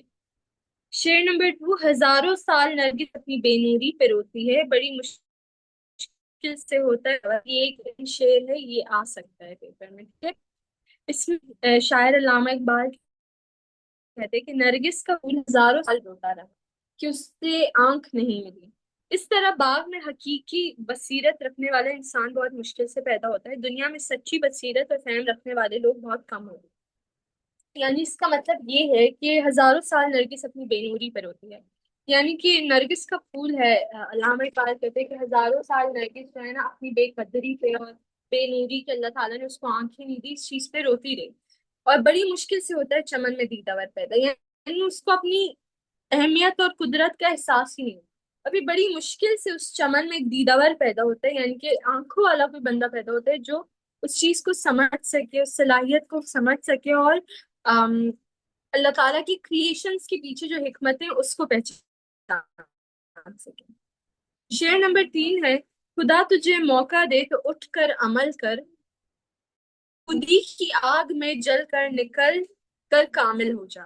یعنی اقبال اپنے بیٹے کو عمل کی تلقین کرتے ہیں. علامہ اقبال اپنے بیٹے کو نصیحت کرتے ہیں کہ جب اللہ تعالیٰ تمہیں موقع دے تو بیٹھے نہ رہو، بلکہ اٹھو، عمل کرو، کچھ کرو، خودی کی آگ میں تپ کر اپنے آپ کو کامل بناؤ. یعنی کہ انسان کے اندر جو ایک آگ ہوتی ہے، جو ایک انسان کے اندر جو جستجو ہوتی ہے، اسی کی تپش میں انسان خود کو ایک مکمل انسان بناتا ہے. محنت کرتا ہے، عمل کرتا ہے. انسان کے اندر کی جو خواہشات ہوتی ہیں نا، وہی ان انسان کو جو ہے نا مجبور کرتی ہے کہ وہ اٹھے، کچھ کرے، کوئی عمل کرے، محنت کرے اور انسان ترقی کرے. ٹھیک ہے. شعر نمبر 4 ہے، اپنے من میں ڈوب پا جا سوراخ زندگی، تو اگر میرا نہیں بنتا نہ بن، اپنا تو بن. اقبال کہتے ہیں کہ اپنے دل میں ڈوب کر زندگی کا مقصد تلاش کرو. اگر تم میرے کہنے پر عمل نہیں کرتے ہو تو کم سے کم اپنی ذات کو تو پہچانو اور اپنے پاؤں پر کھڑے ہونا سیکھو. خود شناسی زندگی کا سب سے بڑا. علامہ اقبال کہہ رہے ہیں کہ اپنے بیٹے کو کہ تم میری بات مت سنو، چلو تمہیں میری باتیں فضول لگ رہی ہیں تو کام کرو، تو دیکھو تمہارے دل میں ہزاروں خواہشات ہوں گی، انہی خواہشوں کو پہچانو. آپ پہچانو کہ تم کیا چاہتے ہو اپنے لیے، اور اس چیز کے لیے کچھ بنانے کے لیے کچھ کرو. اس نظم کا خلاصہ کیا ہے؟ اللہ کے بیٹے جاوید کو خود ہی کی پہچان بتا خود ہی کیا ہوتا ہے اپنے آپ کو پہچاننا، عمل کی اہمیت بتا رہے ہیں، ایمان کی طاقت کا در ایک بات نہیں ہے کہ انسان کی قدرت کا ہے اور اس میں بے پناہ صلاحیتیں پوشان کے اندر آج جتنا کور ہو سکا اتنا کر لوں گی، پھر باقی انشاءاللہ ہم آپ کے پیپر سے ایک آدھ دن پہلے کور کریں گے، اوکے؟ اچھا جی، شاعر ابن انشا ہے اینڈ موضوع ہے کرکٹ اور مشاعرے کا مزاحیہ موازنہ، یعنی کہ کرکٹ اور مشاعرہ کیا ہوتا ہے؟ شاعری بولنا، شعر بولنا اینڈ بات چیت کرنا۔ بیٹا میں نے سر کمار سے کل رات کو بات کی تھی، انہوں نے مجھے صبح کنفرم کیا کہ yes I can take the class، تو پھر میں نے صبح آپ کو میسج کر دیا 9 o'clock، سو سوری تو کیا آپ لوگوں کو ریکارڈنگز مل جائیں گی، اور میں انشاءاللہ آپ لوگوں کے پیپر سے پہلے بھی ایک کلاس لوں گی، اس میں بھی ہم کافی چیزیں کور کریں گے، ٹھیک ہے؟ So don't worry about that, okay?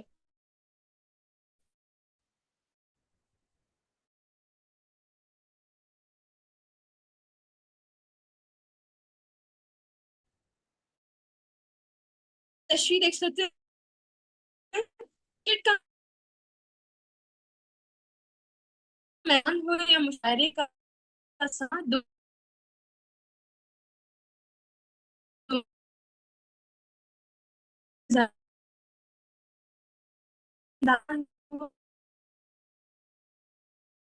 Cricket شاعرہ کے ایسی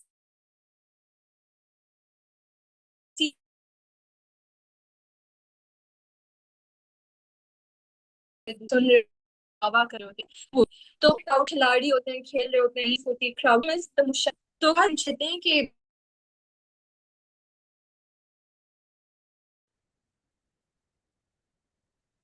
شکر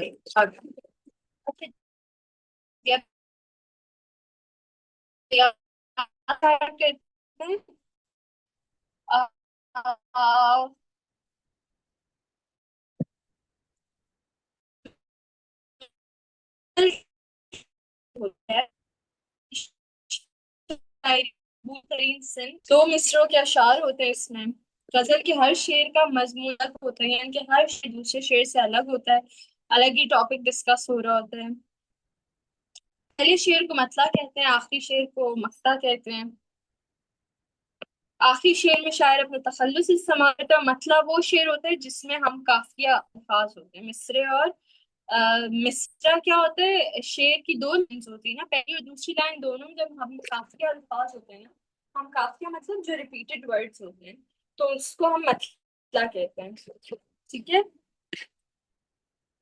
اچھا جی، غزل نمبر 1 ہے، شعر ہے اس کا مطلب، دل سے تیری نگاہ جگر تک اتر گئی، دونوں کو ایک ادا نے مگر تک اتر گئی، یہ اتر گئی اور اتر گئی کیا ہے؟ اب یہ جو ہے نا یہاں پہ ہمارے پاس ہم کافی الفاظ ہیں کہ ریپیٹڈ ورڈز، اس وجہ سے یہ مطلب ہے۔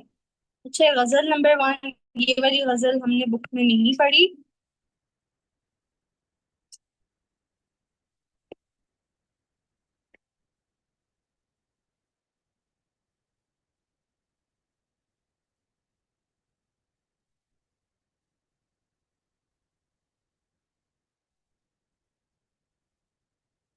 اس بک میں غزل کا سیکشن اتنا اچھا نہیں ہے، میں آپ کو اردو کی بک میں سے کھول کے بتاتی ہوں۔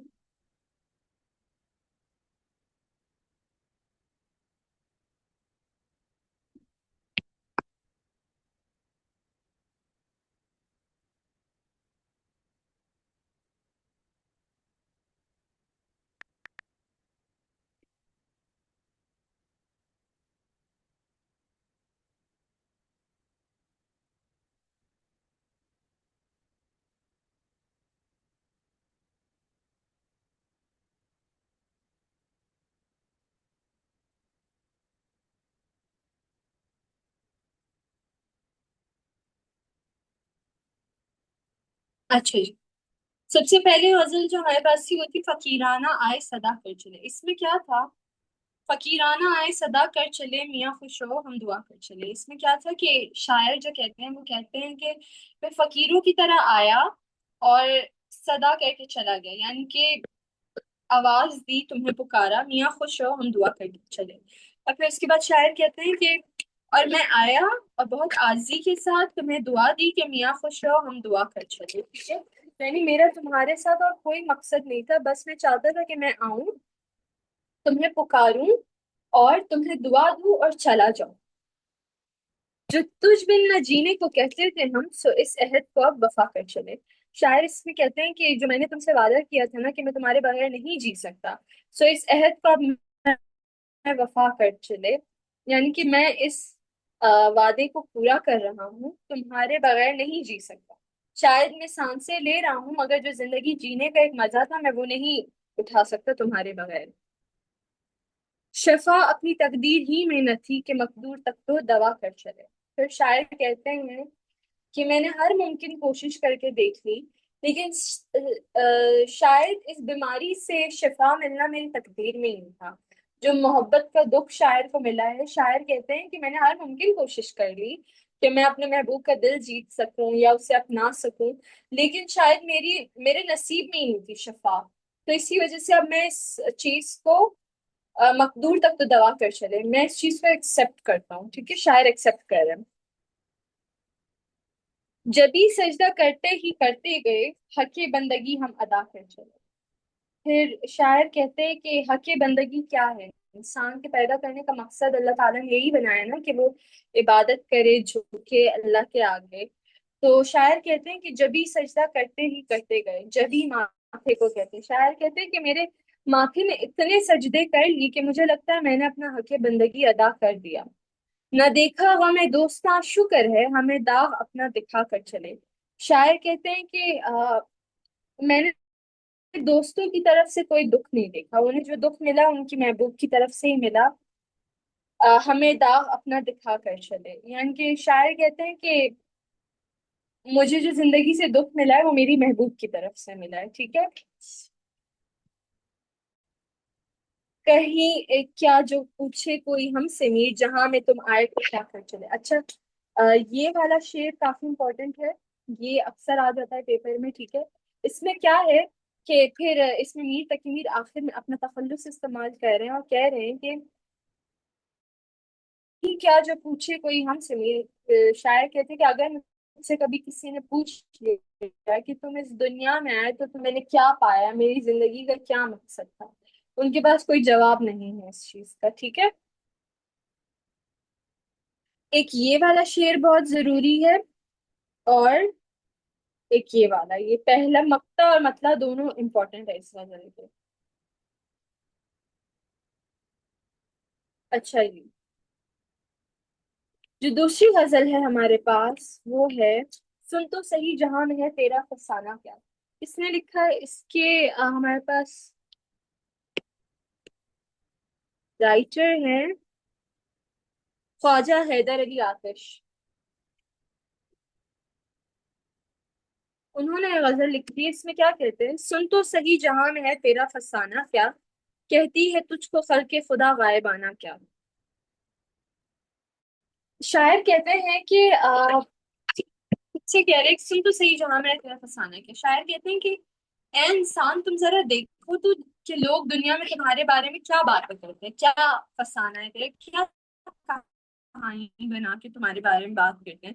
कहती है तुझको खल्के खुदा गायबाना क्या, मुंह पे तो हर कोई बहुत तारीफ करता है, लेकिन तुम ये देखो कि खल्के खुदा यानी कि अल्लाह के जो लोग हैं तुम्हें गायबाना, तुम्हारी गैर मौजूदगी में तुम्हें क्या कहते हैं। ठीक है, इंसान तो वही है ना। इंग्लिश की क्लास शाम में कुछ देर बाद सर मार लेंगे। ठीक है, जेरे जमी से आता है गुल सोजर बकफ, कारून ने रस्ते में लुटाया खजाना क्या।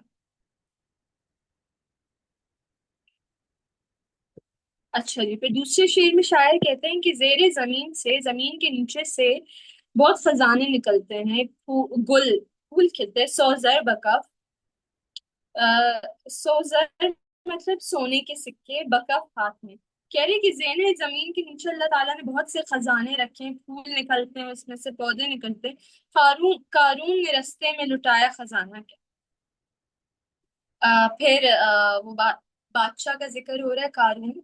اس کے بارے میں بتایا جا رہا ہے کہ قارون جو تھا، جس کے پاس اتنا خزانہ تھا، اس کے پاس اتنا خزانہ تھا، لیکن پھر بھی کیا ہوا اس کے ساتھ؟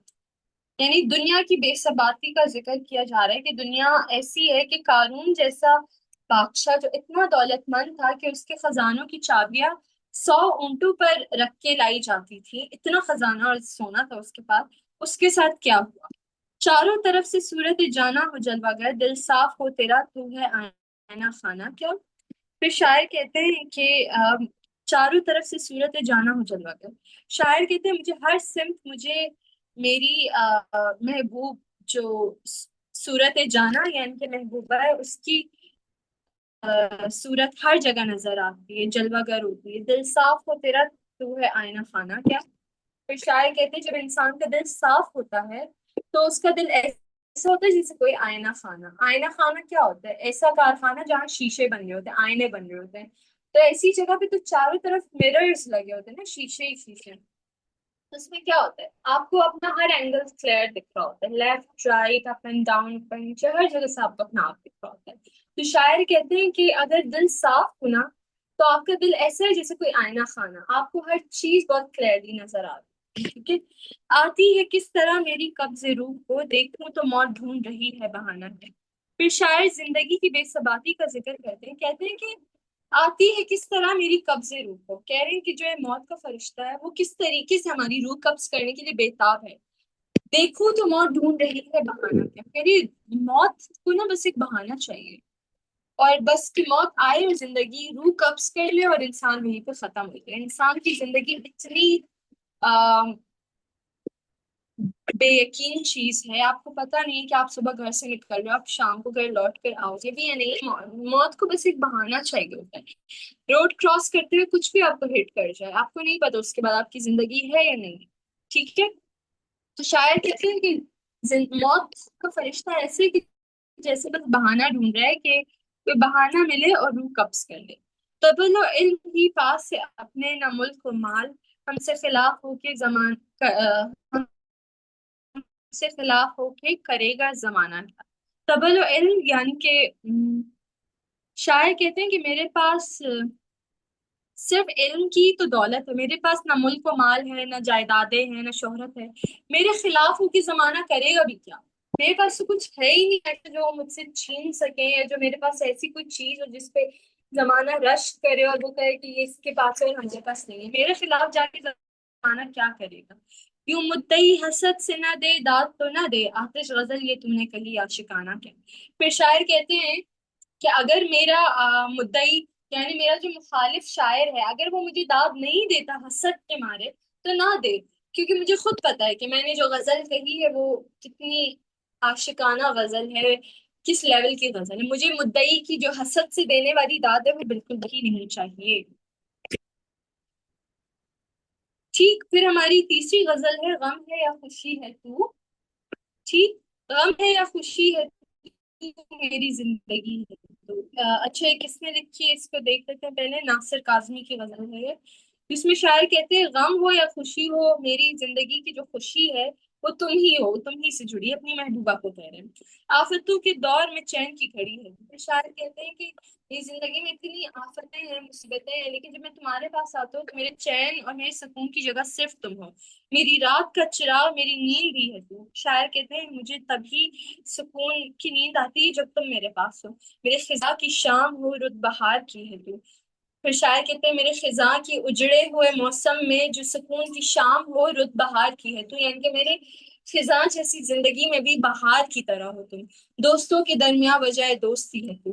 خیر جو میرے دل دوستوں کے بیچ لگا ہوتا ہے نا، تو وہ بھی اسی لیے لگا ہوتا ہے کہ میرے دل میں تم ہو اور میرے دل سکون ہے اور میں ان کے ساتھ بھی خوشی محسوس کرتا ہوں. میری ساری عمر میں ایک ہی کمی ہے تو. پھر شاعر کہتے ہیں میں تم سے اتنی محبت کرتا تھا لیکن میری زندگی میں اب ایک ہی کمی ہے اور وہ کمی ہو تم نہیں ہو میرے پاس. میں تو وہ نہیں رہا ہاں مگر وہی ہے تو. شاعر کہتے تمہارے جانے سے میں تو وہ نہیں رہا، بدل گیا، میری زندگی کی خوشیاں ختم ہو گئی، لیکن ہاں تم ابھی بھی ویسی ہی ہو.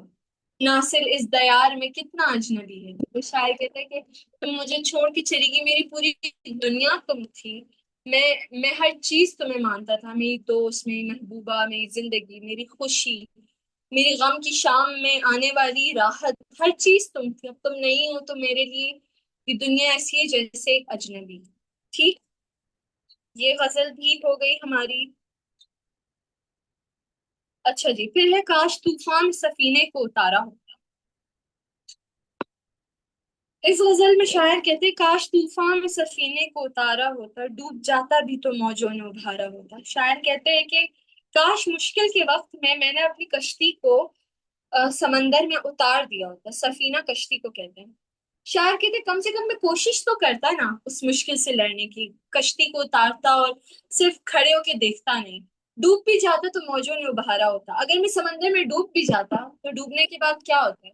ایک وقت آتا ہے کہ سمندر جو ہے نا ڈوبی ہوئی چیزوں کو ابھار کے ساحل کی طرف پھینک دیتی ہے۔ تو شاعر کہتے ہیں کہ اگر میں ڈوب بھی جاتا تو اس کے بعد بھی سمندر کی موجیں مجھے ابھار کر دوبارہ سے جینے کا موقع دیتی ہیں۔ ہم تو ساحل کا تصور بھی مٹا سکتے تھے، لب ساحل سے جو ہلکا سا اشارہ ہو۔ شاعر کہتے ہیں کہ اگر ساحل پر میری محبوبہ ہوتی، اگر اس کی طرف سے ہلکا سا اشارہ بھی آتا کہ وہ مجھ سے محبت کرتی ہے یا وہ چاہتی ہے کہ میں اس کے پاس جاؤں، تو میں ہر ممکن کوشش کر کے ساحل تک پہنچ جاتا، ہر ممکن کوشش کر کے اس کے پاس پہنچ جاتا۔ تم ہی واقف نہ تھے آداب جفا سے، ورنہ ہم نے ہر ظلم کو ہنس ہنس کے سہارا ہوتا۔ شاعر کہتے ہیں کہ تم تو واقف ہی نہیں ہو، اپنے محبوب سے کہہ رہی کہ تم تو واقف ہی نہیں ہو آداب جفا سے، یعنی کہ تمہیں تو ظلم کرنے کا طریقہ بھی نہیں آتا ڈھنگ سے۔ اگر تم ظالم بن کے بھی میری زندگی میں رہتی تو میں تب بھی ہنس ہنس کے تمہارے ہر ظلم کو سہتا، بس تم میری زندگی میں رہتی۔ یعنی شاعر اتنی محبت کرتی تھی اپنی محبوبہ سے۔ غم تو خیر اپنا مقدر ہے، سو اس میں کیا ذکر، زہر بھی ہم کو بسط شوق گوارا ہوتا۔ شاعر کہتے کہ میری زندگی میں تو مقدر تو ہے ہی غم و غم، میں اس کا کیا ہی ذکر کروں۔ زہر بھی اگر تم مجھے دے دیتی تو میں اس کو شوق سے پی لیتا، شوق سے اس تکلیف کو برداشت کر لیتا۔ باغباں تیری عنایت کا بھرم کیوں کھلتا، ایک بھی پھول جو گلشن میں ہمارا ہوتا۔ شاعر کہتے ہیں کہ میرے باغ میں کیوں ہی کوئی پھول کھلتا، گلشن میں کیسے ہی میرے خوشحالی ہوتی جو تم ہی میرے ساتھ نہیں تھی۔ تم پہ اسرار فنا راز بقا کھل جاتے، تم نے ایک بار تو یزداں کو پکارا ہوتا۔ پھر شاعر کہتے ہیں کہ تم پہ اسرار فنا، اسرار کا مطلب ہے راز اور فنا موت کا۔ شاعر کہتے ہیں تم پہ موت کے تمام راز کھل جاتے، شاعر کہتے ہیں کہ تم پہ اسرار فنا، موت کے راز اور راز بقا یعنی زندگی کے راز کھل جاتے اگر تم نے ایک بار بھی یزداں یعنی کہ اللہ تعالیٰ کو، اپنے مالک اور خالق کو پکارا ہوتا، تم نے ایک بار بھی اللہ تعالیٰ کو پورے دل سے پکارا ہوتا تو تمہیں زندگی کے راز پتہ چل جاتے، تمہیں پتہ چل جاتا کہ یہ دنیا کتنی آ، بے حقیقت سی جگہ ہے اور اس کو ختم ہو جانا ہے، تم کبھی بھی کسی کے ساتھ دل نہ لگاتے۔ یہ شاعر کہتے ہیں اس غزل میں۔ ٹھیک، اچھا جی، تو یہاں پہ ہمارا جو غزلیات کا سیکشن ہے وہ بھی ہو جاتا ہے ختم۔